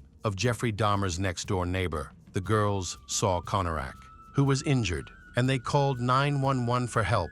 The police, along with paramedics, rushed to the scene. When they arrived, they found Conorak lying in the middle of the road. They picked him up and placed him in a nearby building. When they began asking him questions, Jeffrey turned around, claiming that Conorak was his boyfriend, with whom he had just had a fight, and that he had been drinking heavily. The police accepted Jeffrey's explanation. The 2 girls begged the police to check Jeffrey's identification, but they refused. They urged the officers to listen to them. Pointing out the bruises and cuts on Conorak's body, the girls insisted that they knew the boy and that he was definitely a minor. The officers rudely told the girls to be quiet and even threatened to arrest them for trying to help counteract. Had the officers checked Jeffrey's identification, they would have discovered that he was on mandatory parole for a previous conviction for molesting Conorac's brother instead. Both officers assisted Jeffrey in taking Conorac back to his apartment, and one officer even placed him on the sofa once inside the apartment. The officers detected a foul odor, which Jeffrey explained was from a broken refrigerator filled with rotting meat that he had not disposed of. Surprisingly, the officers did not find anything suspicious. Jeffrey even showed them pictures of Conorac that he had taken earlier. Another alarming detail that the police overlooked was the body of Tony Hughes in the bedroom. The police left the scene, but the two girls called them back to check if they needed to identify themselves as witnesses. Unfortunately, the police dismissed their concerns, claiming it was just a disagreement between two adult partners. When Jeffrey was left alone with Conorac, he decided to inject hydrochloric acid into the boy's head. He did this to create a zombie. He had always dreamed of having a companion who would obey his every command without question. These experiments ultimately led to Conorac's death.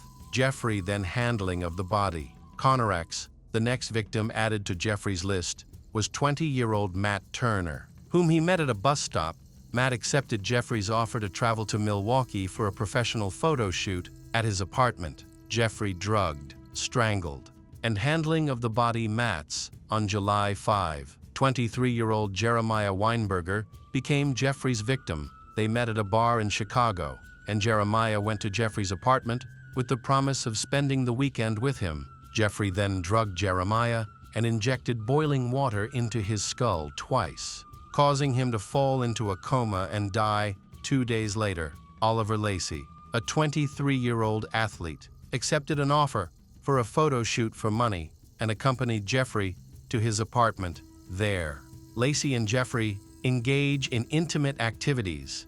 Just 4 days later, on July 19, Jeffrey lured 25-year-old Joseph Bradehoff to his apartment.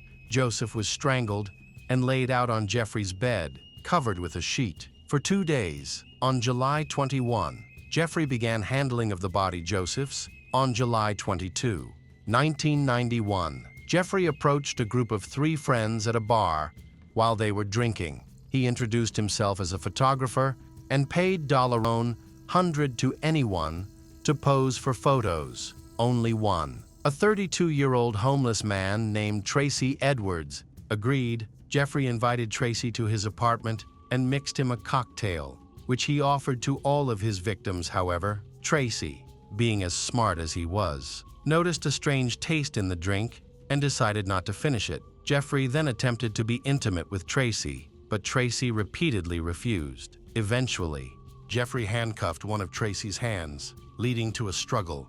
During the fight, Jeffrey grabbed a knife, but Tracy fought back, hit Jeffrey, and escaped from the apartment. On the street, Tracy spotted a police car and informed the officers about the incident. They accompanied him to Jeffrey's apartment. Jeffrey tried to prevent the police from searching his place, but it was extremely dirty, and a strong stench filled the air. While going through boxes in Jeffrey's apartment, the police discovered gruesome photos of his victims. It was clear that they were dealing with a serial killer.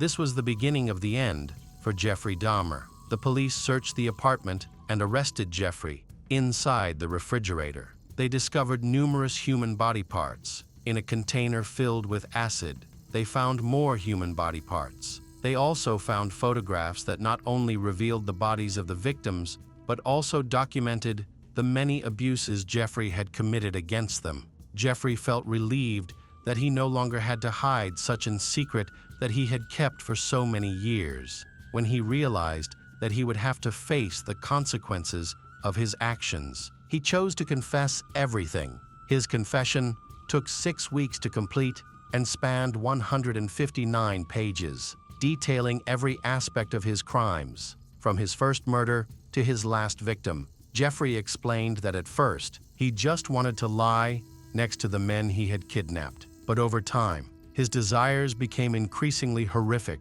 He admitted that the only way to keep his victims with him forever was to kill them. Jeffrey Dahmer claimed that he did not want to kill. Instead, he wanted a zombie-like companion that he could control indefinitely.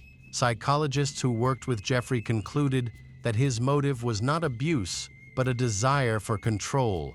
After Jeffrey's detailed confession, the court no longer had to prove his guilt. It only needed to determine his sanity. At the time, Wisconsin did not have the death penalty. If he were found insane, he would have been committed to a mental hospital indefinitely. Although there was a possibility that he could be released in the future, the trial began on January 30, 1992, due to the serious nature of the case. Many security measures were taken in the courtroom, including the installation of bulletproof glass throughout the 2-week trial. Jeffrey sat silently, listening to arguments from both the prosecution and the defense. Jeffrey's defense strategy was simple. They did not try to argue that he was not guilty of murder. Instead, the defense sought to have him hospitalized for treatment. They argued that he needed psychological and psychiatric help, asserting that normal people do not commit such heinous acts. The prosecution, in contrast, argued that, under Wisconsin law, a person who remembers his actions and understands what they have done should be considered sane. A few days later, a verdict was reached. Jeffrey Dahmer was sentenced to 15 consecutive life sentences, plus an additional life sentence for a 1978 murder, bringing the total to 16 life sentences. Jeffrey expressed deep remorse for the pain he had caused the families of his victims and acknowledged their anger toward him. He was then sent to a maximum security prison in Wisconsin. During his time in prison, Jeffrey rediscovered his faith in God. Recalling the times he had gone to church with his grandmother, he asked a local priest to baptize him, and the priest agreed. On July 3, 1994, a fellow inmate, Osvaldo DeRuthi, attacked Jeffrey, who was hospitalized but survived then. In November of that year, another inmate, Christopher Scarver, who was also serving a life sentence, attacked him. Christopher had been diagnosed with paranoid schizophrenia. Christopher disliked Jeffrey, who described himself as religious, a characterization that Christopher found insincere. In November, Christopher, Jeffrey, and another inmate, Jesse Anderson, who was serving time for murdering his wife, cleaned the inmate gym. They were also required to clean the locker room and restrooms used after gym class when they were left unsupervised. Christopher seized the opportunity to carry out his dangerous plan to attack both Jeffrey and Jesse. First, he followed Jeffrey into the locker room, where Jeffrey was cleaning. He took a steel bar from the weight room and struck Jeffrey in the head several times. He then attacked Jesse in the same manner. Afterward, he left the gym and called security. Both Jeffrey and Jesse were taken to the hospital, but Jeffrey died en route. His death was confirmed upon arrival at the hospital. Jesse remained in a coma for 2 days before being taken off life support. In accordance with Jeffrey's wishes, his body was cremated, and his ashes were divided among his parents. When details of Jeffrey's crimes became public, protests erupted, focused on the fact that 2 police officers who handed over a boy named Konarak Synthesomphone to Jeffrey were not prosecuted. The 2 police officers did not check the identity of the boy or Jeffrey and did not search Jeffrey's apartment. After the trial, the 2 police officers involved were suspended from duty. They later appealed the dismissal, and the judge ruled in their favor, and awarding each $55 in compensation after being reinstated. Both officers resumed their careers. Additionally, after the investigation was completed, the building where Jeffrey Dahmer lived was demolished in the hope of helping people forget the horrific events that occurred there.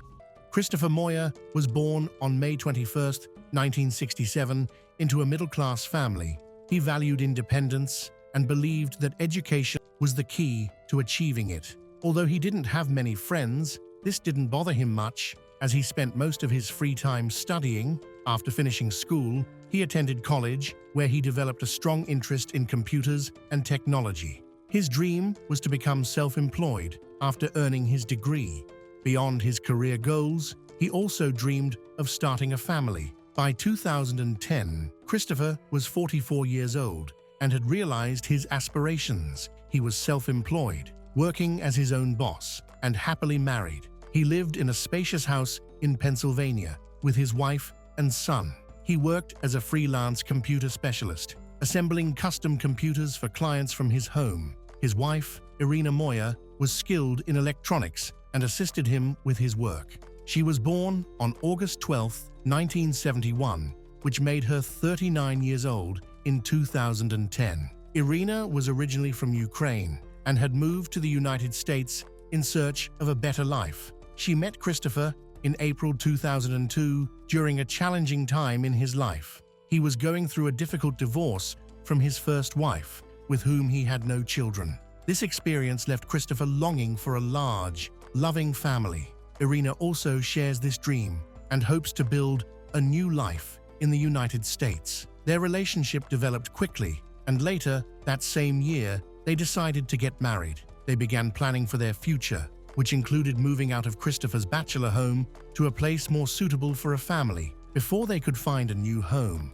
Irina discovered she was pregnant. In 2003, they purchased a large, cozy house in a quiet suburb of Orrington. The area was peaceful, scenic, and much safer than the bustling city where Christopher had previously lived. Although the local residents formed a close-knit community, the Moyas were more reserved, choosing to keep to themselves. Over the years, neighbors described them as withdrawn and rarely seen in the neighborhood. While they didn't socialize or attend local gatherings, they weren't entirely disconnected. For example, Christopher once arranged for shared use of a snowblower with his neighbors.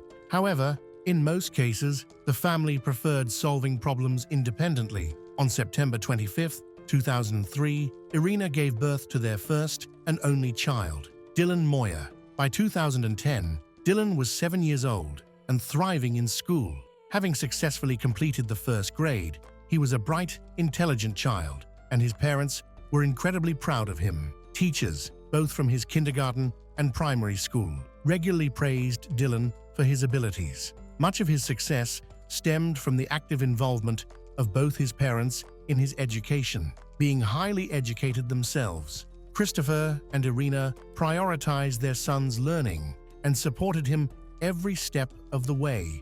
While they avoided participating in the neighborhood's social life, they always attended school meetings together, demonstrating their dedication to helping Dylan succeed in both academics and life. Christopher was known as a calm, grounded individual, and his wife, Irina, shared many of his qualities. Both were thoughtful and quiet, preferring action over conversation. Their closest neighbor, Rose Radziul, knew them better than anyone else in the area. Although they were on friendly terms, Rose described Christopher and Irina as reserved, meek, and silent. Their interactions with her rarely extended beyond simple greetings and polite exchanges. Notably, Rose noticed that Christopher had a tendency to be controlling and domineering towards Irina. She noticed that Irina seemed to become more withdrawn when she was with Christopher, often avoiding communication so as not to upset him. Their son, Dylan, however, was different. Teachers regarded him as an exceptionally bright and curious boy. By kindergarten, he had a vocabulary beyond his years and often impressed or puzzled adults with his questions. Dylan's primary school teacher was particularly fond of him, recognizing his great potential early on. Instead of playing typical games for children his age, Dylan showed an interest in scientific literature, often reading during his free time.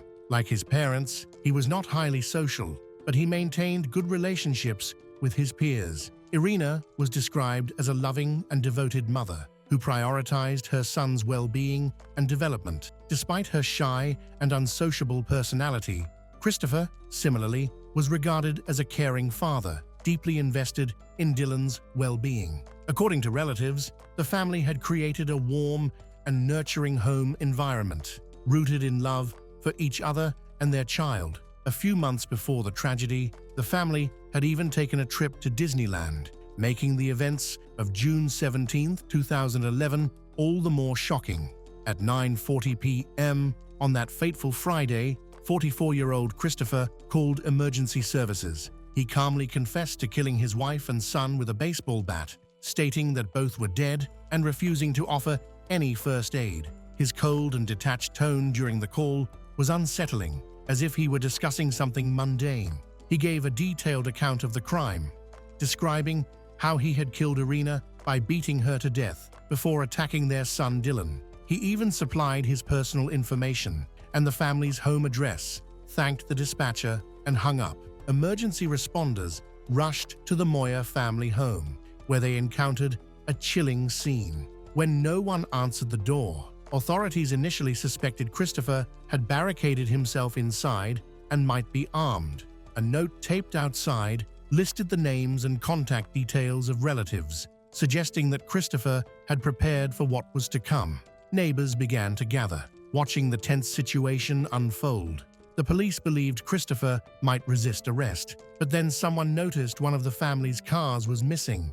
This raised the possibility that Christopher had fled. By 2 a.m., officers entered the home through an open garage door. They proceeded cautiously, weapons drawn, but found no one alive inside. Instead, they were met with a gruesome scene. On the second floor, they discovered two bodies, 7-year-old Dylan and 39-year-old Irina.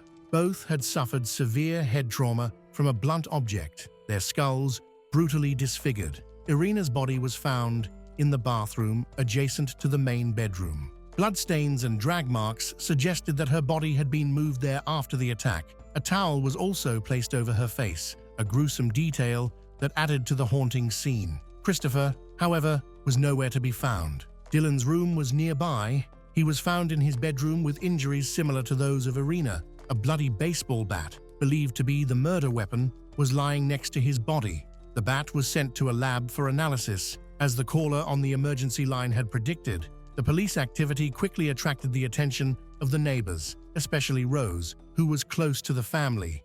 When Rose goes to find out what is going on, she is horrified by the brutal attack on the Moya family, and is even more shocked when she hears Christopher confess over the phone that he killed his own family. The police immediately questioned Rose, hoping she might have heard or seen something since she was at home during the time of the murders. However, Rose stated that she hadn't heard any screams or disturbances, only the sound of a car engine leaving the Moya residence, which she assumed was Christopher fleeing the scene. She also noted that she hadn't noticed anything unusual or any warning signs of such a violent event. Rose shared detailed information about the family, with the police being particularly interested in Christopher, who was missing. They needed to determine the direction he might have gone in and whether he had taken a weapon with him, as one neighbor had suggested. Christopher had reportedly told the emergency dispatcher that he planned to wait for the police to arrive.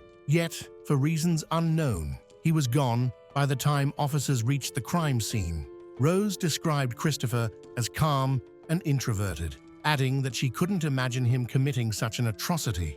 She noted that, although he wasn't very affectionate towards his wife, they seemed happy in public, and she had never seen him argue with his wife or scold his son. Forensic experts and detectives thoroughly combed the crime scene, working to piece together what had transpired. No signs of a break-in were discovered, and all the available evidence pointed to Christopher's responsibility for the attack. Fearing that his mental state had deteriorated and that he might harm someone else, authorities launched an urgent manhunt. Despite this, Christopher's actions didn't fit the profile of a typical serial killer or maniac. 2 hours after police arrived at the house, they were still searching intensively for Christopher.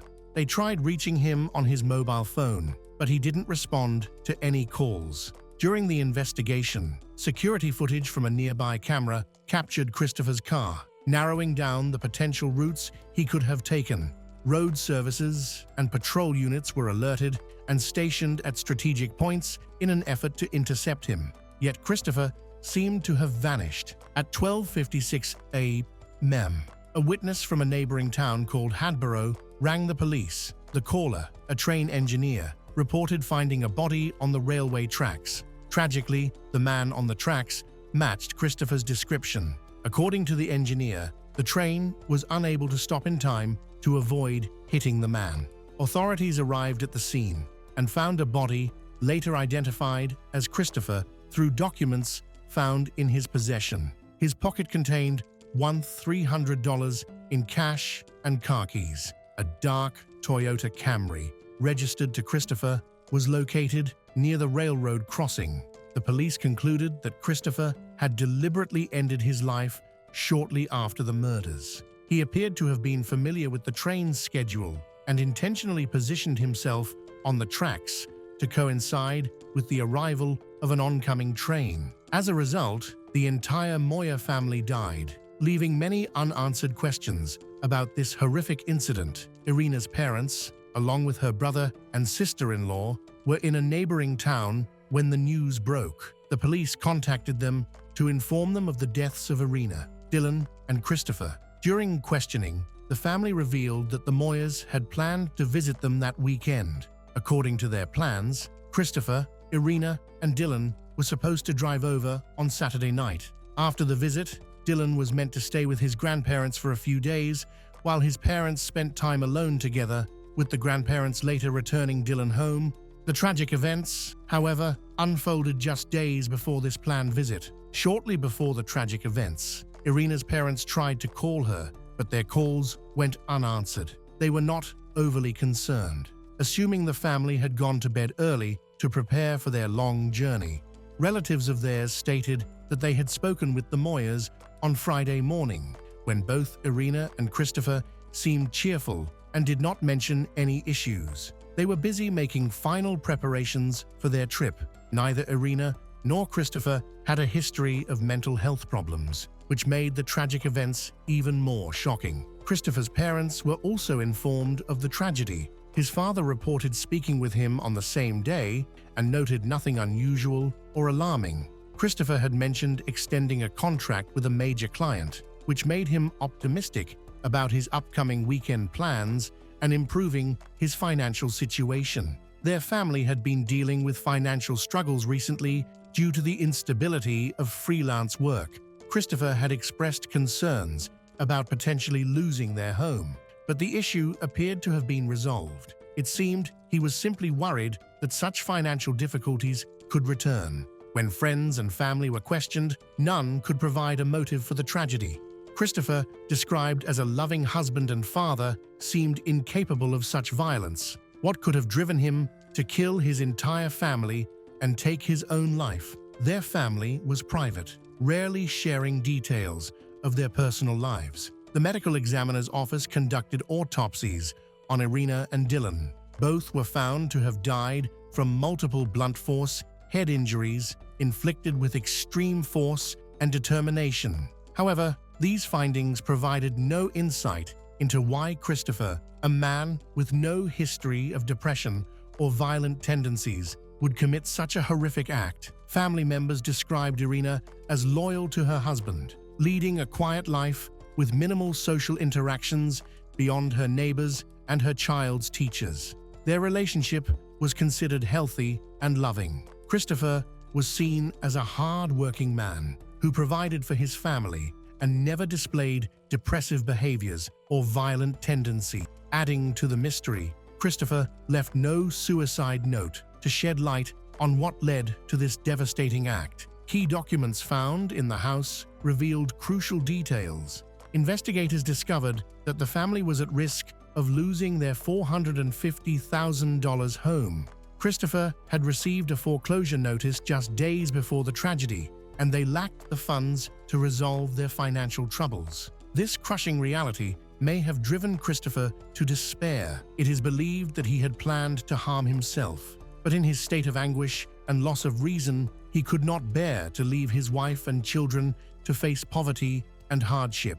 He may have convinced himself that killing his family was a way to shield them from future suffering. Despite this theory, the exact motive remains uncertain. Detectives carefully examined all evidence and consulted psychiatric experts on such behavior. Typically, such actions are linked to underlying mental health problems. However, Christopher had no diagnosed mental health illnesses and exhibited no signs of significant struggles beforehand. Relatives shared that Christopher had been deeply stressed by financial issues. Their family had previously faced the threat of losing their home in 2006, but succeeded in overcoming the challenge. The family lived modestly, but this time, the situation appeared dire and irreparable.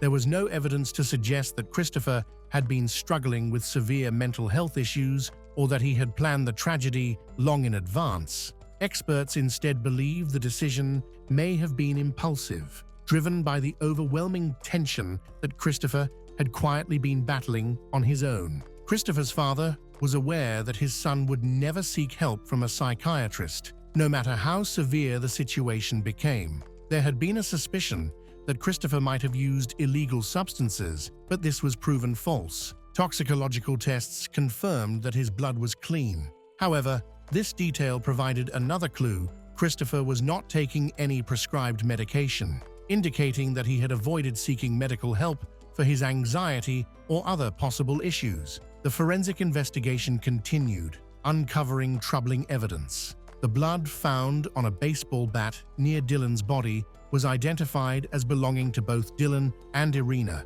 Fingerprints on the other end of the stick showed it was Christopher's. Besides, footprints and additional evidence from the family home allowed investigators to piece together the tragic sequence of events. The Friday morning when the tragedy unfolded had seemed normal, but Christopher had likely already made his decision. A trip was planned for the following day, and his wife and son went to bed early that evening. Christopher, however, stayed awake, unable to sleep. At some point, he retrieved a baseball bat from the garage and waited for his family to fall into a deep sleep. He did not want to make noise or raise suspicion. Christopher's actions suggested that he wanted to carry out his plans swiftly, though calling it humane would be a stretch. He first entered the bedroom he shared with his wife and attacked her suddenly. The first blow to her head caused fatal injuries, leaving her unable to scream or resist. Christopher proceeded to strike her multiple times, breaking her skull. He likely believed that ensuring her death quickly was necessary. Irina succumbed to internal bleeding within minutes, and forensic evidence showed that she had no defensive wounds, indicating she had been caught completely off guard. Next, Christopher turned to his son, Dylan, who was asleep in his room. He killed him in the same manner, with the boy unaware of what was happening. Afterward, Christopher dragged his wife's body to the bathroom adjacent to their bedroom, leaving a blood trail behind. The reason for this act remains unknown. Additionally, he covered her face with a towel, a gesture often associated with remorseful killers who cannot bear to look at the consequences of their actions. After the murders, Christopher did not immediately call emergency services. Instead, he wrote a note listing the contact information of family members, presumably to assist authorities in reaching them. He also sent a text message to his father, apologizing. At the time, his father had no idea what had occurred and did not understand the gravity of the message. The violent events were entirely unexpected and shocking, even to those closest to Christopher. After bidding farewell to his family and leaving behind clues, Christopher called 911 to confess his actions. However, he did not wait for the police to arrive. He needed to act quickly to position himself at a reachable section of the train tracks before it was too late. This urgency may explain why he left no explanation for his actions in his note. He also chose not to leave a will, possibly because the family possessed very few valuables. Only 2 cars remained. Their most valuable property had already been lost, and they had no savings. A key document found in the house provided critical insight into the double murder. It revealed that the family had been struggling with financial problems for an extended period. Christopher's freelance work was insufficient to support a family of 3. Years earlier, he had faced the risk of losing their home for the first time. Thankfully, they managed to make the necessary payments in 2006 and kept their house. However, their financial situation deteriorated further in 2010. By September of that year, debts were mounting once again.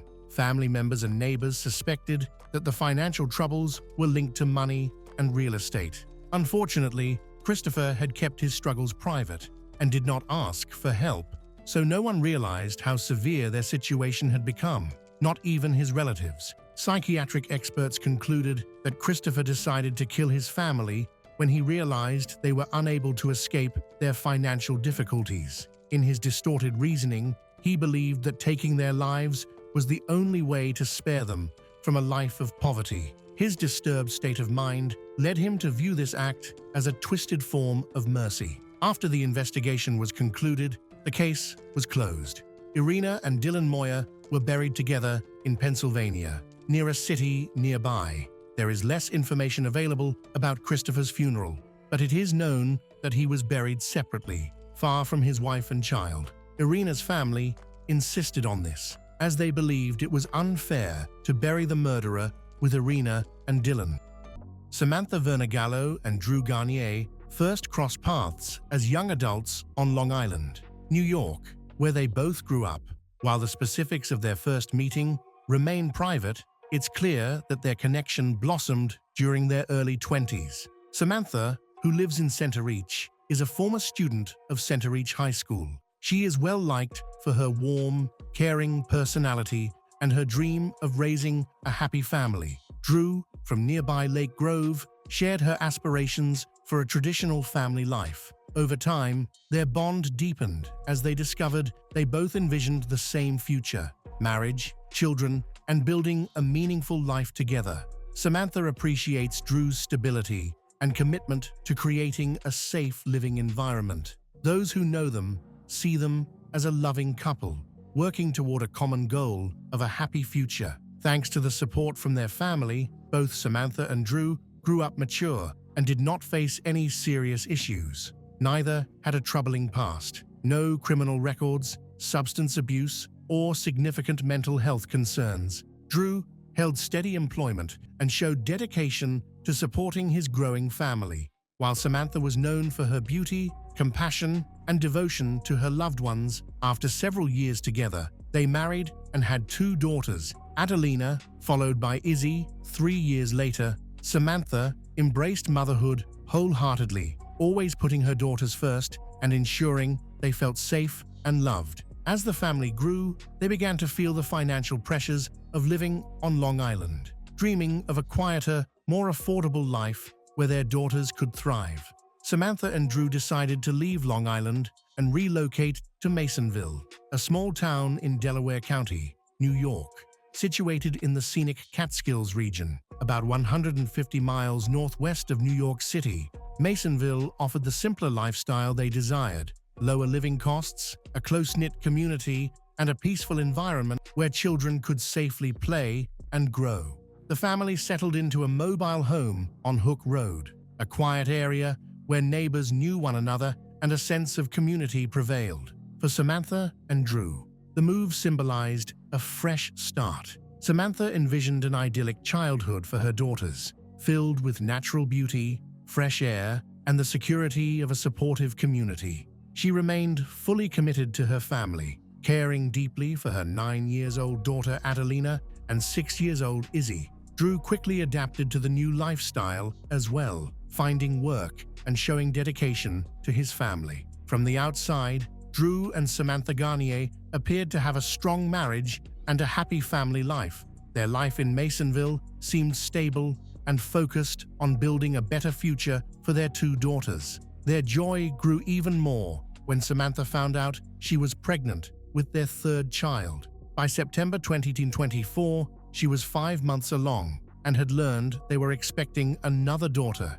For Samantha, this news brought immense happiness. She cherished being a mother and was excited about welcoming another little girl. However, those close to the family noticed that Drew's reaction to the news was quite different. While Samantha celebrated the idea of another daughter, Drew had been hoping for a son.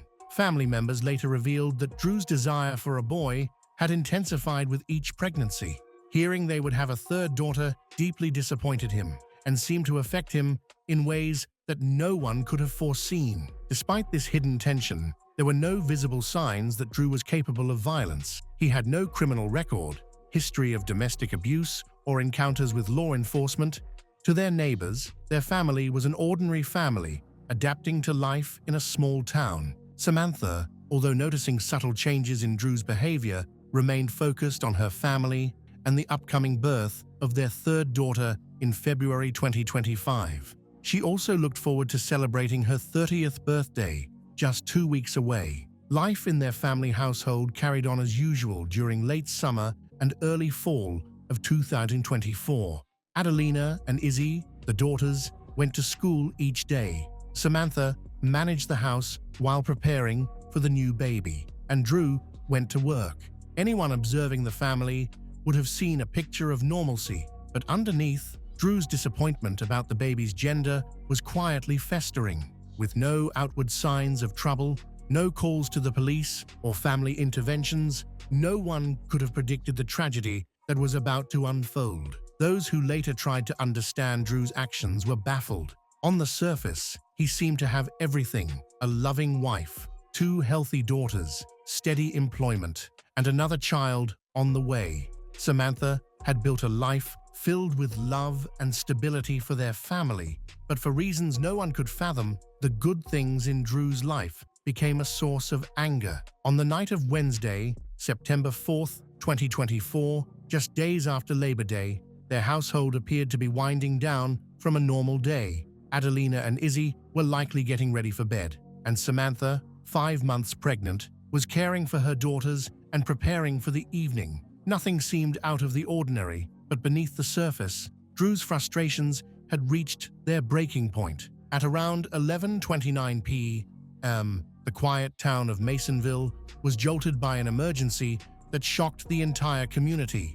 Drew called 911 to report what he described as a domestic dispute at their family home. To the dispatcher, Drew sounded like a man trying to help his wife. He claimed Samantha had been injured and that he was applying pressure to her wounds to stop the bleeding. However, when police arrived at the scene, they discovered a horrifying scene that was completely opposite to what Drew described, permanently shattering the image of a peaceful family. New York State Police troopers Corey King and Ronald King were dispatched to respond to an emergency call. When the troopers arrived at the mobile home with its covered porch, they were prepared to assist what they believed was an injured woman. Instead, they were confronted with an unthinkable scene. As they approached, Drew briefly stuck his head out the front door before quickly retreating inside. His suspicious behavior immediately alerted the troopers that something was wrong. Shortly after, a single gunshot echoed from inside the house, sending shockwaves through the officers. They quickly retreated to the end of the driveway and called for backup from a Delaware County Sheriff's deputy, using the deputy's patrol car as cover. The officers cautiously approached the house again. Suddenly, Adelina, a 9-year-old girl, emerged from the home, running toward the police with her clothes soaked in blood. The officers' hearts sank as they realized this child had witnessed unimaginable violence. Through tears, Adelina told the officers that her mother had been stabbed and that her father, Drew, was still inside the house with a gun. As they worked to protect Adelina, her 6-year-old sibling, Izzy, also ran out, similarly covered in blood. Both sisters were deeply affected by the horrific events that had just occurred. Despite being injured and in shock, they still tried to talk to the police. The officers provided first aid to the children and called for additional medical assistance. It was clear that both girls had endured a horrific ordeal. Once they were safely transported to receive medical care, the focus turned back to Drew inside the house. The officers called out for him to surrender, and to their surprise, he walked out of the home with his hands raised. Drew was immediately arrested without resistance. The officers noted he was covered in blood and had cuts on his hands. During his arrest, police found a butter knife in his pocket, a chilling piece of evidence that would later shed light on the brutal events of that night. Inside the house, the officers found Samantha lying on her side, critically injured with multiple stab wounds. Despite their efforts to provide life-saving aid, it was clear her injuries were severe. Emergency medical personnel arrived, and Samantha was airlifted to Wilson Medical Center in Johnson City. Both daughters, Izzy and Adelina, were flown to Upstate Medical Center in Syracuse as well, due to the severity of their injuries. Investigators later determined that all 3 victims had been subjected to a prolonged and brutal attack. Tragically, Samantha succumbed to her injuries and was pronounced dead at the hospital. She was only 29 years old and just 2 weeks away from her 30th birthday. Her unborn daughter, whom she had been 5 months pregnant with, also did not survive. Adelina and Izzy remained hospitalized in serious condition but were expected to recover physically. However, the emotional trauma they endured would require extensive therapy and support for years. Drew was transported to A.O. Fox Hospital for treatment of superficial self-inflicted wounds. After receiving care, he was processed at the New York State Police Barracks in Sydney. He was charged and faced full legal accountability for the horrific attack. The investigation that followed was detailed and exhaustive, led by New York State Police, with support from the Delaware County Sheriff's Office and local law enforcement agencies. Major Lucas Shooter, commander of Troop C, held a press conference on September 6, 2024, to provide new information regarding the arrest and charges in the case. What made this case particularly unsettling for investigators was that it marked the first time the state police had been called to Samantha and Drew's residence for a domestic issue. There were no prior reports, no history of domestic violence, and no indication that Drew was capable of such violence toward his own family. As the investigation progressed, police discovered additional alarming evidence. A search of the property revealed that Drew owned multiple firearms and 2 high-capacity ammunition-feeding devices. These findings led to weapons-related charges being added to the list of crimes he faced. On September 5, 2024, Drew Garnier was officially charged with second-degree murder and 2 counts of attempted second-degree murder. He was arraigned at Delhi-town court and sent to the Delaware County Jail without bail. Recognizing the gravity of the case, Delaware County District Attorney Shah Smith quickly convened an emergency grand jury session. On September 11, 2024, the grand jury issued an 8-count indictment against Drew. In addition to the original charges, the indictment included weapons violations, second-degree murder, 2 counts of attempted murder, criminal use of a firearm, and multiple counts of illegal weapon possession.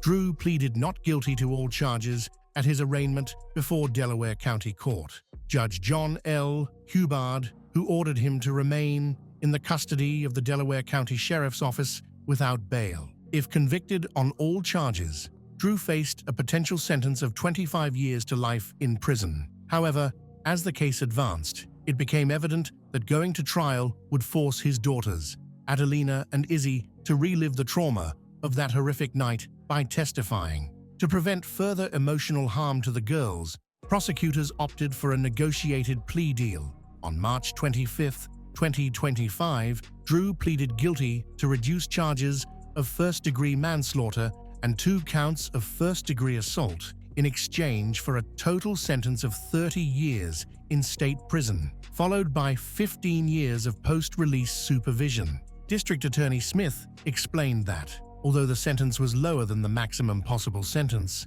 the agreement was in the best interests of Izzy and Adelina. The sentencing hearing took place on May 13, 2025, in Delaware County Court. The courtroom was filled with family members, community members, and court officials. During the hearing, only one victim impact statement was read, that of Samantha's father, Gregory Vernagallo.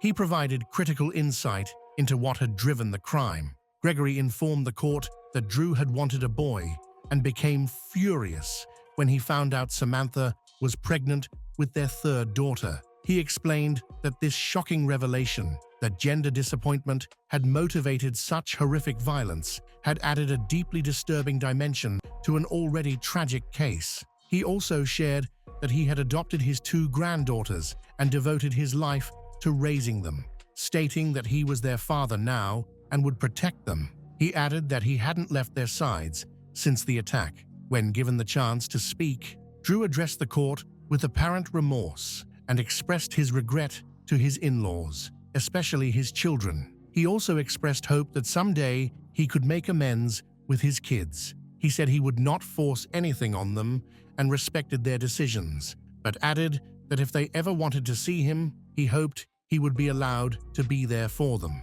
Public Defender Joseph Hermeti emphasized the lack of logic behind the crime, stating that his client, Drew, had no explanation for what had happened.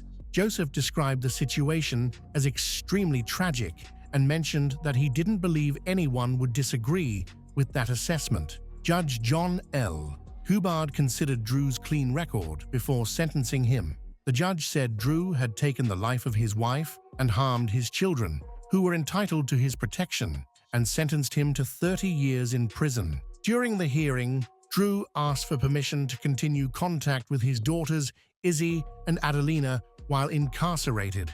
Delaware County District Attorney Shah Smith strongly opposed the request, urging the court to impose the longest possible no-contact orders. Judge John agreed and issued stay-away orders for both Izzy and Adelina until 2056, which is 8 years beyond Drew's maximum potential release date. The judge added that if the daughters ever wished to contact their father, they could petition the court to revise the protective orders. Drew refused to sign the court orders, but they were served to him in court regardless. His refusal was seen as further resistance to accepting responsibility for his actions against his children. This heartbreaking case has had devastating consequences for all involved. Samantha and Drew's 2 daughters, Adelina and Izzy, are now orphans because of their father's actions. The girls are now legally adopted by their grandfather Gregory and have moved to a new home to settle down and receive better care. A GoFundMe campaign organized by Aaron Leahy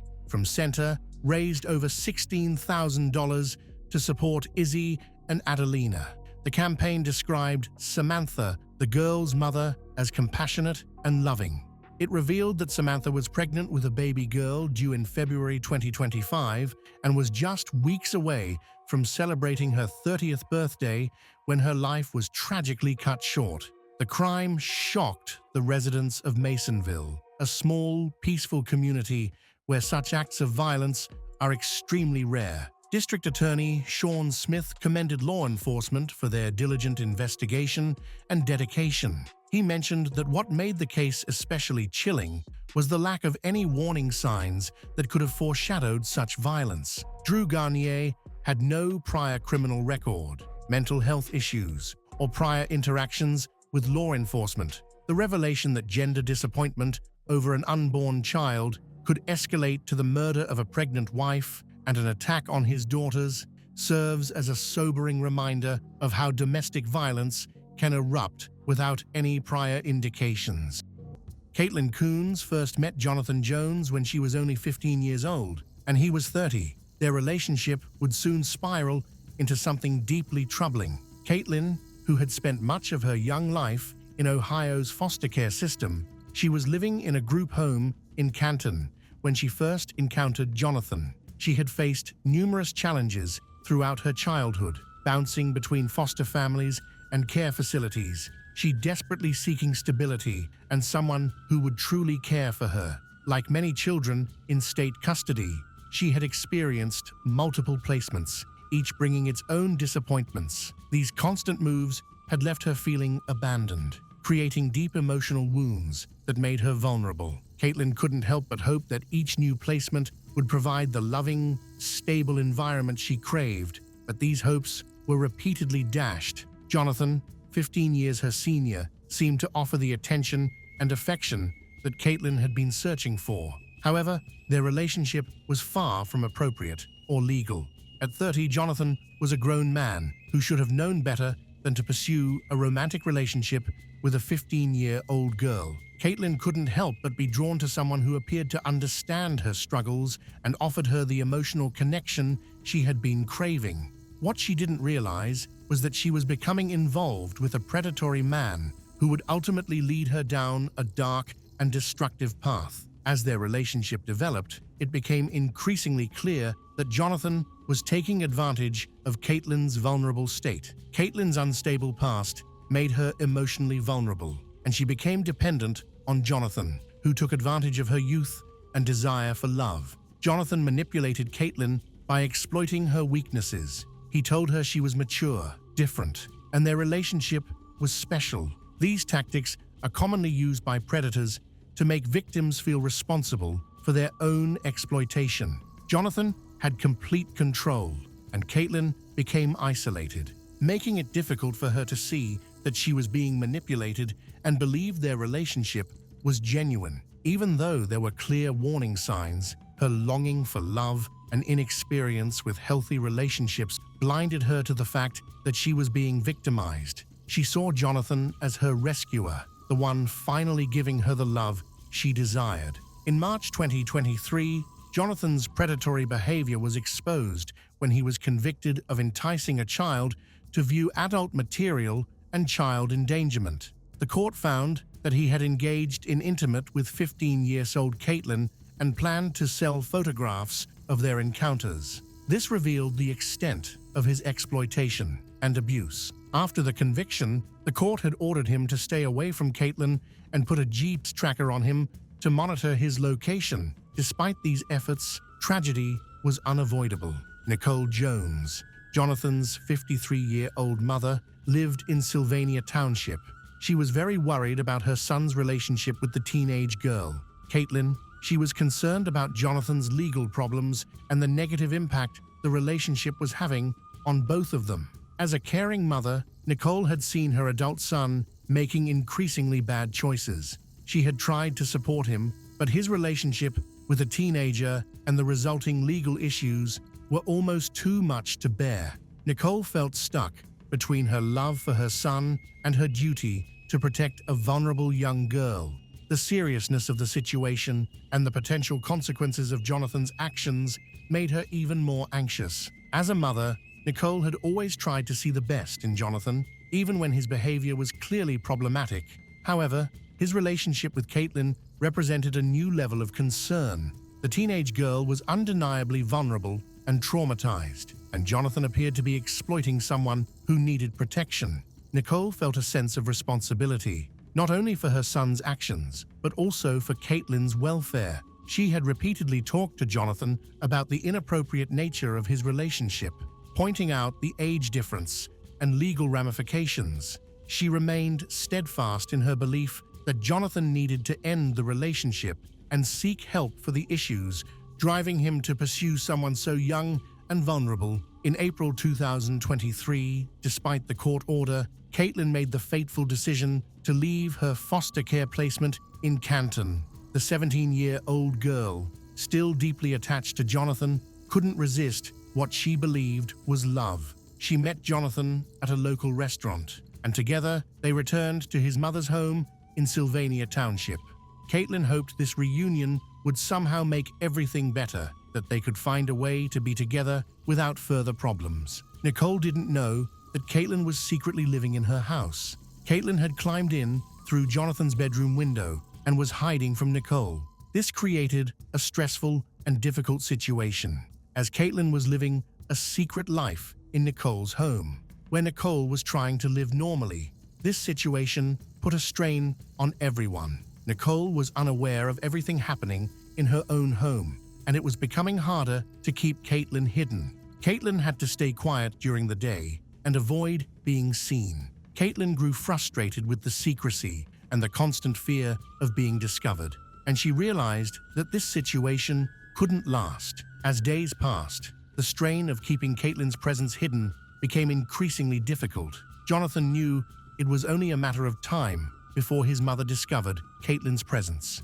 and he knew his mother would not approve. It was evident that Nicole was genuinely concerned about both Jonathan's welfare and Caitlin's. However, her attempts to intervene and protect them would ultimately put her in grave danger. The tension in the household reached a breaking point when Caitlin became convinced that Nicole was the primary obstacle to her being with Jonathan.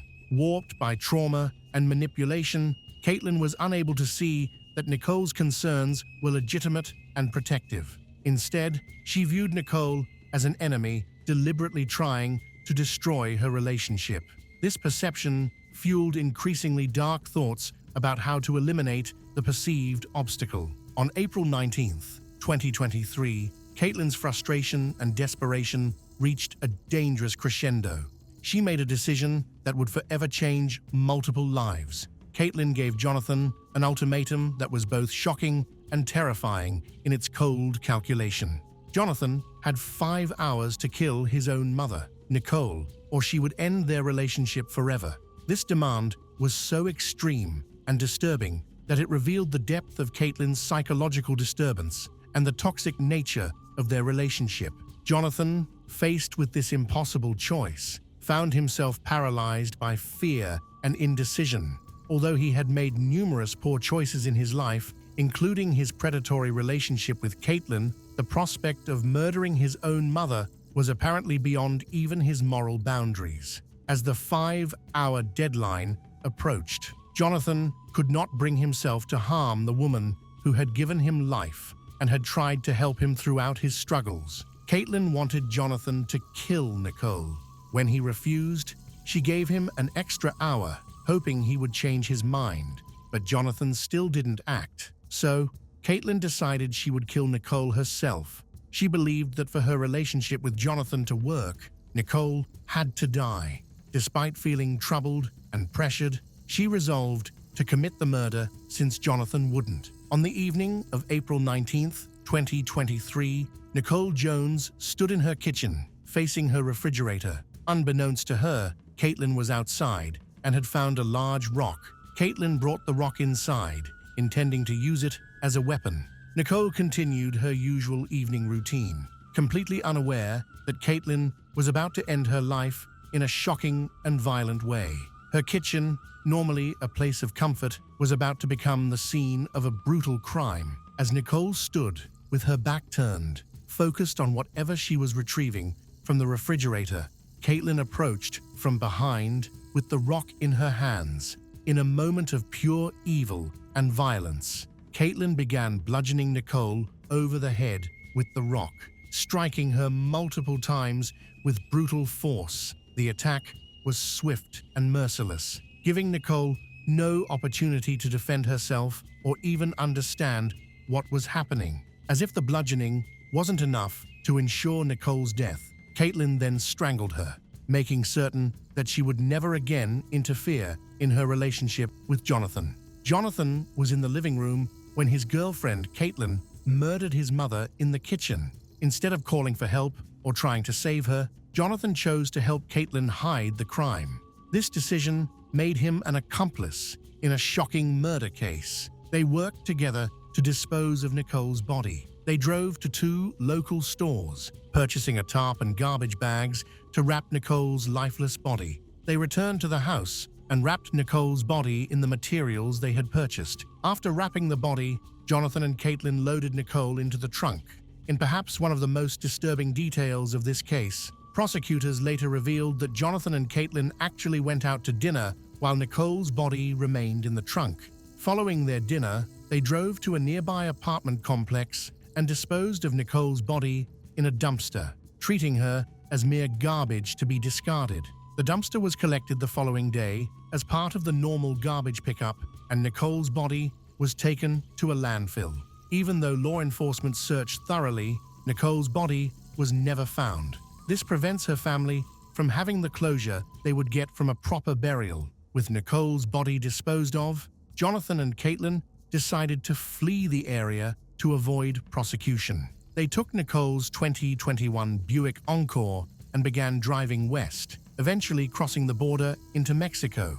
Along with the car, they also took Nicole's social security card, identification, credit cards, and health insurance card, essentially stealing her identity along with her life. However, their escape was short-lived. Caitlin, perhaps overwhelmed by the magnitude of her actions, made a critical error that would lead to their capture. While on the run, she contacted one of her caregivers and confessed to the murder, admitting that she had killed Jonathan's mother. This confession prompted the caregiver to immediately contact law enforcement, who began working with U.S. Marshals to track down Jonathan and Caitlin. The search for Jonathan and Caitlin became an international manhunt, with law enforcement agencies on both sides of the border cooperating to locate them. Fortunately for investigators, Jonathan was still wearing the Jeep's tracking device, mandated as part of his earlier conviction. This device allowed authorities to track their movements and ultimately locate them in the municipality of Ahumada, in the state of Chihuahua, Mexico. on May 8, 2023, approximately 3 weeks after Nicole's murder. U.S. Marshals and Mexican authorities successfully apprehended both Jonathan and Caitlin. They were found in possession of Nicole's vehicle and personal documents, providing further evidence of their guilt. Jonathan and Caitlin was extradited back to the United States to face charges for their roles in Nicole's brutal murder. Before, back in Ohio, law enforcement had been conducting a thorough investigation into Nicole's disappearance and presumed death. The investigation had begun on May 5, 2023, when Canton Police contacted Sylvania Township Police requesting a welfare check on Nicole Jones. When officers arrived at her condominium, they were unable to locate her, despite conducting a thorough search of the premises. As the investigation unfolded, the true horror of what had transpired became clear. Detective Jake Albright of the Sylvania Township Police Department interviewed Caitlin extensively after her arrest, and she provided detailed confessions about how she had murdered Nicole. The case against both Caitlin and Jonathan was overwhelming. In addition to Caitlin's confessions, investigators had Jeep's tracking data from Jonathan's ankle monitor that corroborated the timeline of events and their movements after the murder. Surveillance footage from the stores where they purchased supplies further supported the prosecution's case against them. Initially, prosecutors charged Caitlin with aggravated murder, abuse of a corpse, felonious assault, and tampering with evidence. Given the serious nature of the charges and the calculated manner in which the crime was committed, the court decided to charge Caitlin as an adult. Despite her being only 17 at the time of the murder, Jonathan faced even more charges, including 2 counts of aggravated murder, felonious assault, aggravated burglary, aggravated robbery, tampering with evidence, and abuse of a corpse. However, as the case moved through the legal system, both defendants ultimately decided to accept plea agreements rather than face trial. On June 4, 2024, both Caitlin Coons, now 18, and Jonathan Jones, 33, appeared in Lucas County Common Police Court before judge. They each pleaded no contest to charges of aggravated murder and abuse of a corpse. As part of the plea agreement, prosecutors agreed to dismiss the remaining charges against both defendants. The judge sentenced each of them to life in prison with the possibility of parole after 25 years. While this sentence ensures that both will spend decades behind bars, it also means that they could potentially be released while still relatively young, a thought that brings little comfort to Nicole's grieving family. During the sentencing hearing, the impact of Nicole's murder on her family became painfully clear. Nicole's brother, Robert Jones, who is the administrator of her estate, spoke about the devastating effect her loss has had on their family. Lucas County Prosecutor Julia Bates addressed the case following the sentencing, acknowledging the horror of what had transpired and expressing hope that the resolution would bring some measure of peace to Nicole's family.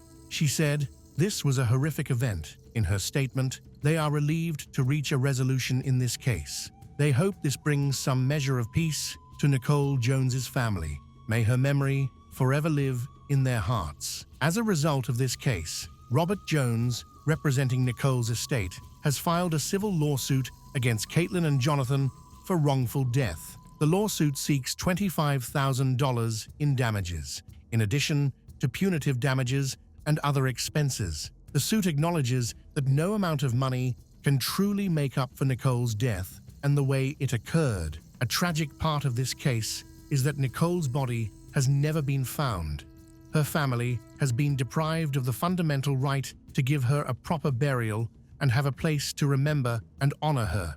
Not knowing where Nicole's remains are located intensifies their suffering. This case serves as a stark reminder of the devastating consequences that can result from predatory relationships and the exploitation of vulnerable individuals. Caitlin, who began as a victim of Jonathan's inappropriate pursuit when she was just 15, ultimately became a perpetrator of one of the most brutal murders imaginable. While this transformation does not excuse her actions, it highlights the complex dynamics that can develop when adults prey upon children who are already struggling with trauma and instability. The residents of Sylvania Township, especially those in Nicole's condominium complex, were deeply disturbed by the terrible crime. Many residents are elderly and had moved there because they thought it was a safe and peaceful place to live. The shocking murder of their neighbor by her son and his teenage girlfriend destroyed their feeling of safety and showed that violence can happen anywhere, even in quiet communities. As this case comes to a close with the sentencing of both perpetrators, Nicole Jones's family continues to struggle with their immense loss. It was evident to everyone that Nicole Jones was a caring mother who had tried to protect both her son and the teenage girl her son was exploiting. Her concern for their welfare ultimately cost her life as she became the victim of a crime so brutal and senseless that it continues to shock all who learn about it.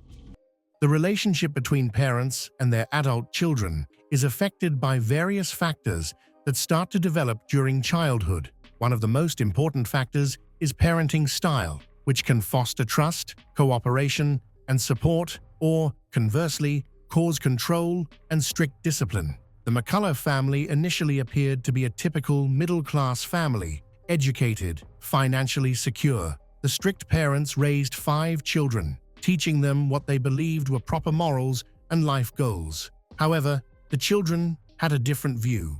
As they grew older, they moved away and kept in touch with their aging parents only occasionally through text messages. They did not know that both of their parents had unexpectedly passed away 4 years ago. The truth emerged only when the family's doctor expressed concerns. The McCullough family resided in a large 3-story house in a peaceful upper-middle-class neighborhood in Great Baddow, Essex, England. The family was led by John McCullough, a respected professor at a prestigious university known for his research on autism spectrum disorders. His wife, Lois, dedicated herself to maintaining a well-organized home and raising their children. In October 1988, they welcomed their youngest child, a daughter named Virginia. At that time, both parents were in their 40s. Although Virginia's arrival was unexpected, the McCullough viewed it as a blessing due to their strong religious beliefs. The McCullough children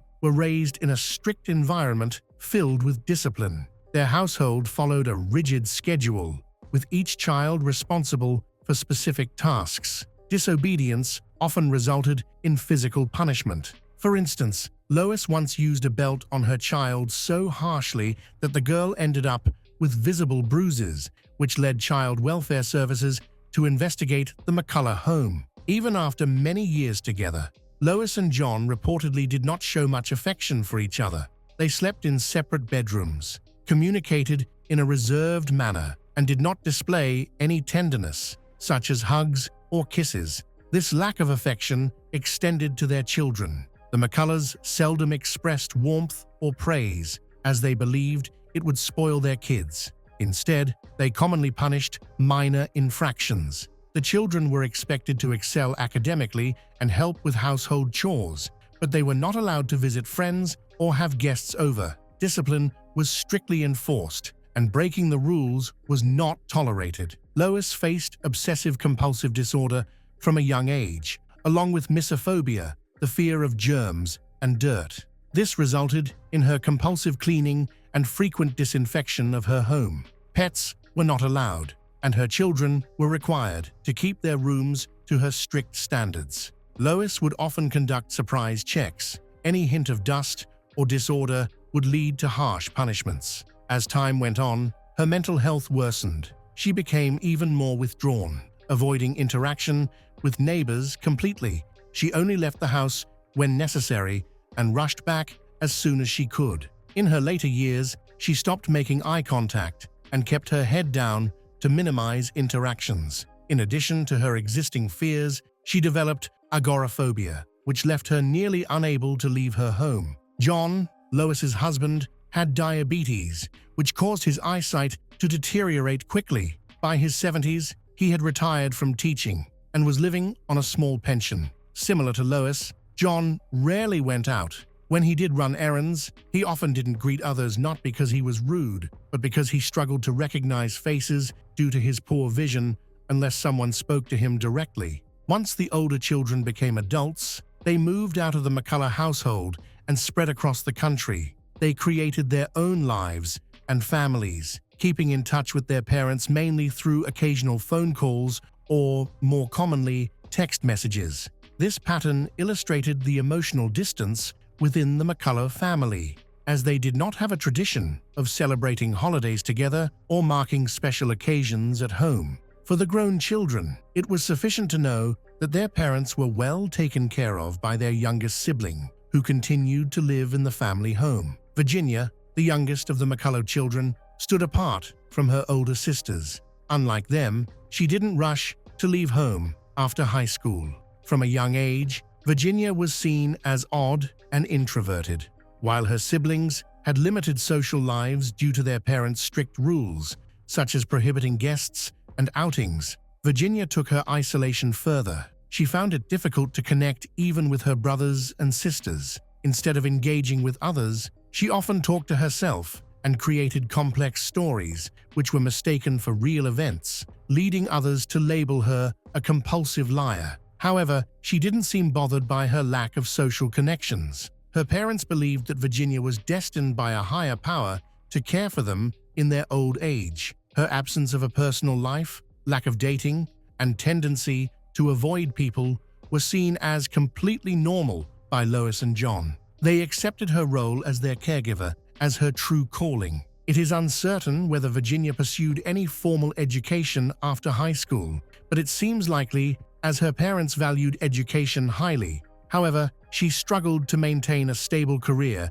due to her unusual behavior and tendency to be dishonest. At one point, Virginia worked as a bartender at a local pub and also had a job at the post office. But mostly she spent her time at home, assisting her parents with household tasks. Whenever her parents asked why she wasn't working, Virginia had convincing explanations. She claimed to have been unfairly dismissed, was actively job hunting, or was waiting for a response from a large company that had reviewed her application. As her parents aged, they became increasingly less worried about her situation. By the time John was in his 70s, his vision had significantly declined. He had almost no sight in one eye and blurred vision in the other. Lois's anxiety had also intensified over the years, and she only ventured out for medical appointments with their family therapist, who managed their health and adjusted their treatments. Lois and John seldom interacted with neighbors and appeared to be content with their lifestyle, especially knowing Virginia would always be there to look after them. Virginia spent a significant amount of time on the computer, mostly playing games. She told her parents she was actively seeking work and sending out her resume to various companies. However, as time went on, she was unable to secure a job. To continue living off her parents without earning their disapproval, she devised a plan to elicit their pity instead. Knowing her parents were very concerned about health, they regularly went for medical checkups and took their medications on time. Virginia began to complain about her own health, fabricating serious conditions she didn't have. To make her claims more convincing, she visited doctors and described symptoms she found online. She underwent various tests and blood work, but none of her conditions were ever confirmed. She told her parents she was diagnosed with diabetes, which she claimed to have inherited from her father, along with heart problems. She also mentioned having a tumor that required urgent surgery. Concerned for her well-being, John and Lois provided her with money for treatment. In 2017, Virginia unexpectedly announced her pregnancy but never disclosed who the father was. John and Lois were taken aback by the news but were willing to embrace an illegitimate grandchild.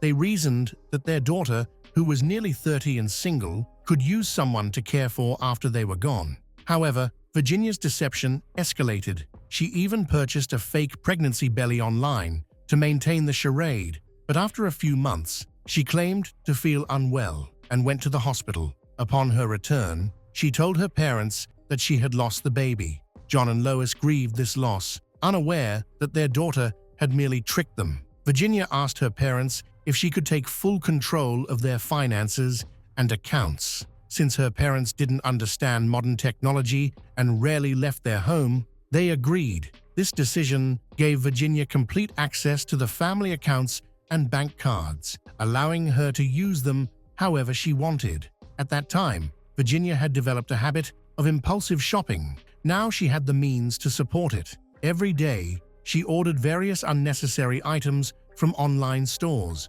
with most of them never even being opened. She would stash the packages away in a closet, under her bed, or in the storage room. However, there was one purchase, a kitchen appliance, that she gave to her mother, and it was well received. Her mother appreciated the gift genuinely, even praised Virginia, which was a rare occurrence. In early 2018, Virginia suddenly believed she was an artist, turned her room into an art studio, filled with paints, an easel, and supplies. She told her parents that art experts had praised her work, that her paintings would be shown in a contemporary art gallery soon. She even claimed she would become famous and make a lot of money. However, from the mid-2000s to the mid-2010s, Virginia started visiting online casino sites regularly, where she placed bets and lost money. Over time, her gambling problem worsened. After accessing her parents' savings,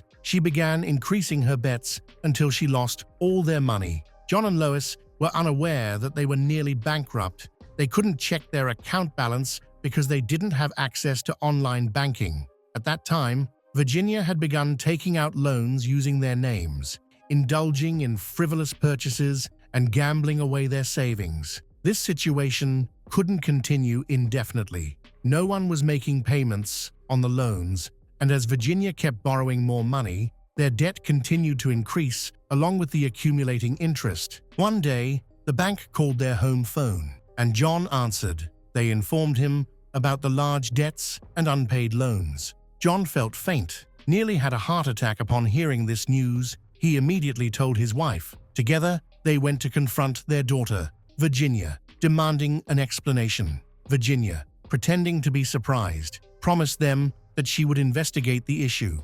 She then sat at her computer, typed for a few minutes, claimed that hackers had accessed her account, stolen their money, and taken out loans in their name. Virginia assured her parents that she would resolve the problem and that they would recover their stolen money within the next few months. She pretended to be active and told her parents she had reported the criminals to the police, assuring them that they would be caught and everything would be returned.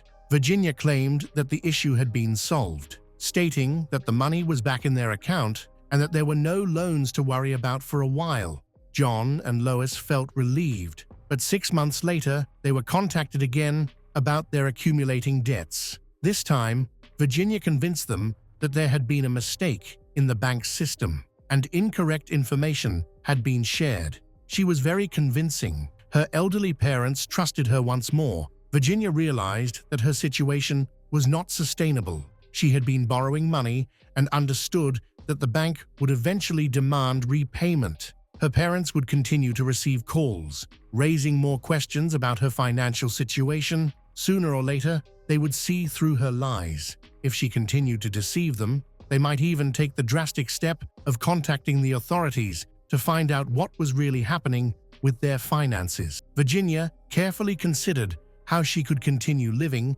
in her parents' house, using their money and taking loans in their names without facing any consequences. Surprisingly, her older siblings were completely oblivious to the situation. They rarely called their parents and visited them even less. In the meantime, John and Lois never expressed any concerns or complaints to their children. By March 2019, the situation had reached a critical point. Virginia realized she needed to take decisive action. Tragically, her plan was disturbing. She decided to kill her elderly parents. She knew she had to do this covertly, ensuring that no one would suspect anything and that everyone would continue to believe John and Lois were living happily in their spacious home.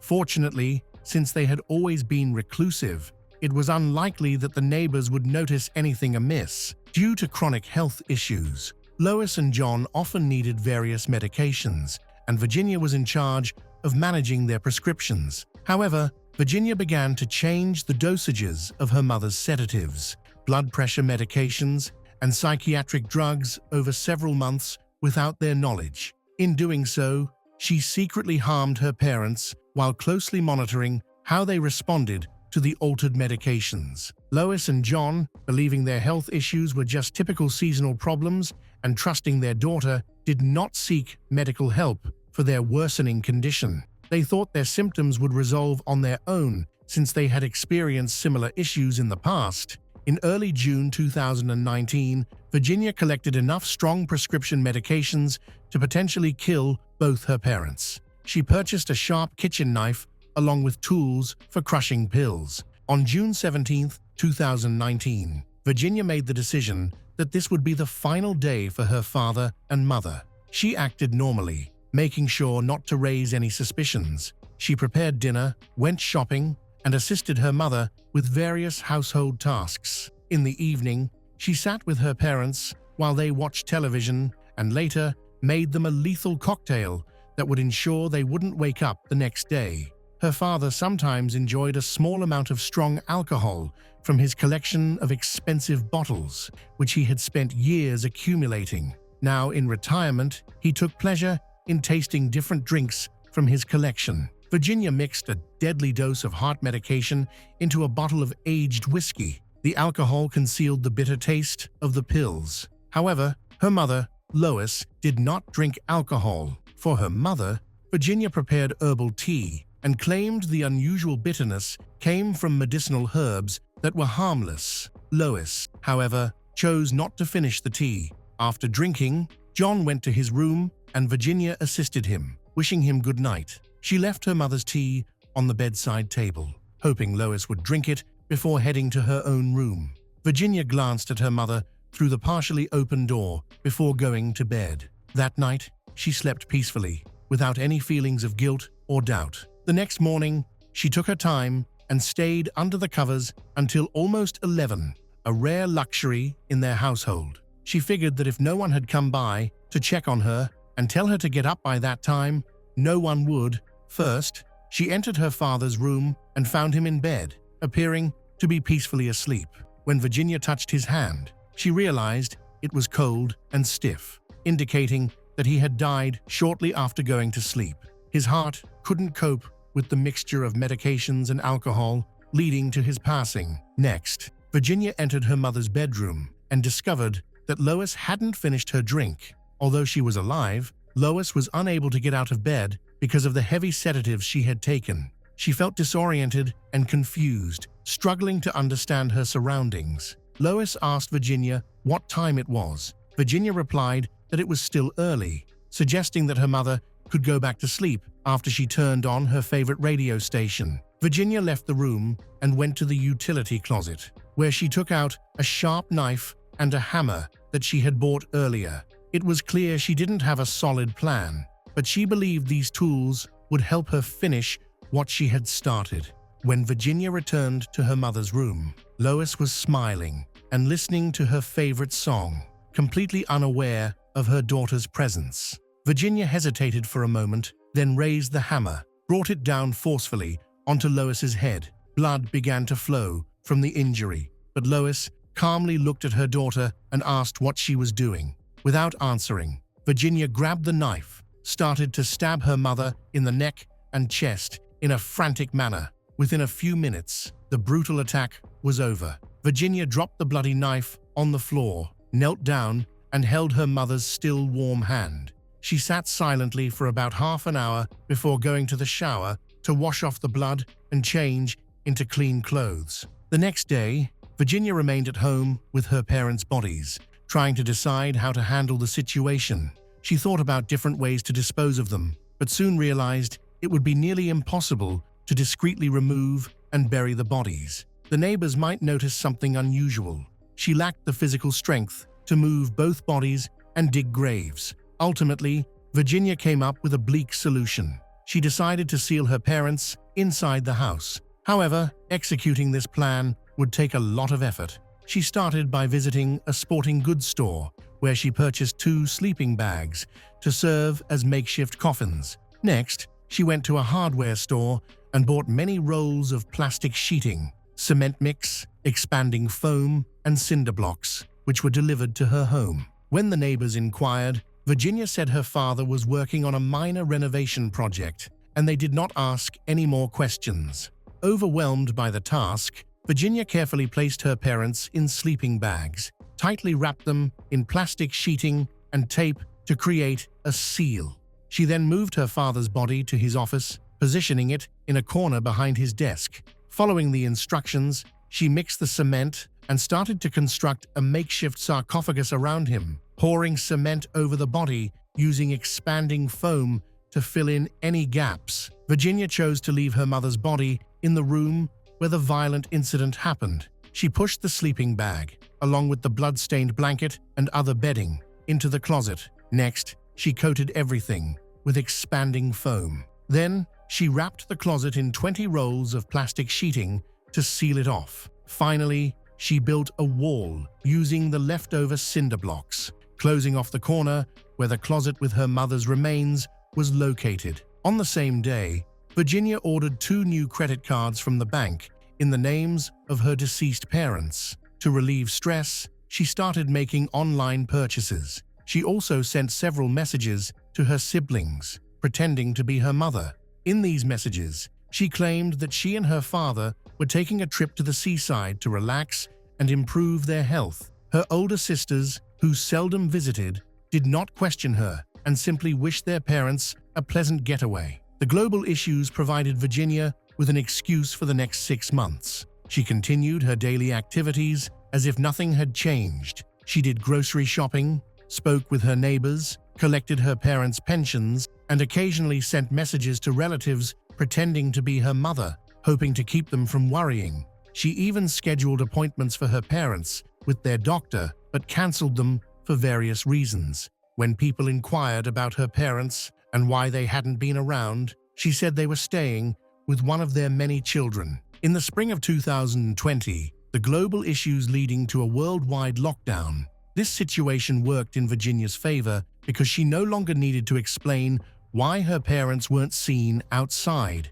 With the lockdown, no visitors were coming to see them anytime soon. During this time, Virginia would sometimes call the family doctor, pretending to be her mother, to seek advice. However, when the doctor recommended an in-person appointment or offered to visit, she would make up excuses to avoid it. Virginia sent messages to her sisters using Lois's phone, inquiring about their lives and the grandchildren, but she never invited them to visit. If any of them mentioned planning a trip, she would discourage them from coming. She even called the police while pretending to be her mother, complaining about noisy neighbors or disturbances. Over time, Virginia's behavior became more unusual. She began to impose herself on people she barely knew, offering friendship and creating bizarre stories about her life, claiming she was about to get married and move away. She also harassed delivery drivers with numerous questions and frequently called the police for minor issues.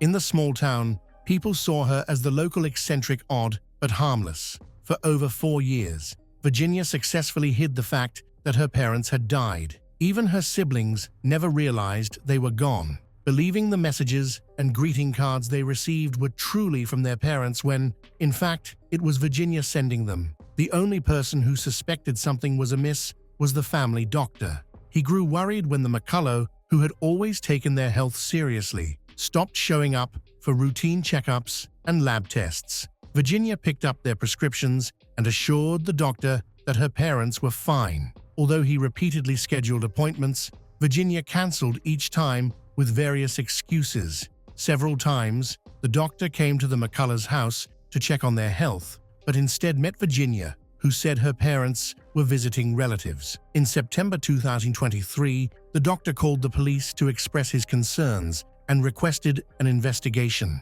On September 13th, 2023, the police visited the McCullough home and asked Virginia to bring her parents to the door. Virginia became visibly nervous, claimed that her parents had gone on vacation without their phones to avoid any disturbances. She assured them that her mom and dad would be back in a couple of weeks. However, the police became suspicious of their absence. On 15 September, Essex police executed a search warrant at McCullough's home. entered the house and arrested Virginia McCullough. Virginia calmly stated that she had something to show them. She then led the officers to her father's office, pointing out a makeshift grave by the wall. Next, she took them to her mother's room and indicated a sealed closet. The bodies of the McCulloughs were found that same day. Due to advanced decomposition, it was challenging to determine the exact cause of death. However, Virginia, now facing charges, fully confessed and provided a detailed account of how she killed her parents. When asked for her motive, she cited old childhood grudges, claimed her parents were cruel, and described them as true monsters. When the tragic events at the McCullough household were revealed, the residents of the small town of Great Baddow were shocked. However, no one was more horrified than the older children of them, who had always believed their parents were alive and being cared for by their younger sister. The family's strained relationships allowed Virginia to hide her crime for many years. Investigators determined that her motives were not based on childhood trauma or mistreatment, as she had claimed, but rather driven by financial gain. For years, Virginia had been using her parents' pension while accumulating significant debts in their names. McCullough is facing double murder charges and appeared in court on September 18th, where she was taken into custody. The next day, she appeared via video link at Basildon Crown Court from Peterborough Prison, where Judge Samantha Lee scheduled a plea hearing for December 1st. An inquest into the deaths was opened by Essex coroner Michelle Brown on October 10th and was paused while the police investigation continues. During the hearing, it was revealed that Lois McCullough died from a stab wound to the chest. The cause of death for John McCullough is still under investigation. On December 1st, McCullough appeared at Chelmsford Crown Court via video link from prison, but did not enter a plea. Her defense requested more time to prepare reports from expert witnesses. Judge Christopher Morgan scheduled the next hearing for February 5, 2024, and set a deadline of February 1st for the defense to submit their report. At the hearing on July 4th, Virginia McCullough pleaded guilty to both counts of murder, and a sentencing hearing was set to begin on October 10th. The sentencing hearing occurred on October 11th, with Judge Johnson presiding. Virginia was sentenced to life in prison, with the possibility of parole after a minimum of 36 years, which means she can be considered for release starting on October 3, 2059. McCullough's sentence was then sent to the Attorney General's office as part of the Sentencing Over Sentence program. However, in January 2025, the Attorney General's office reviewed the sentence and determined it did not meet the criteria for an appeal to the Court of Appeals.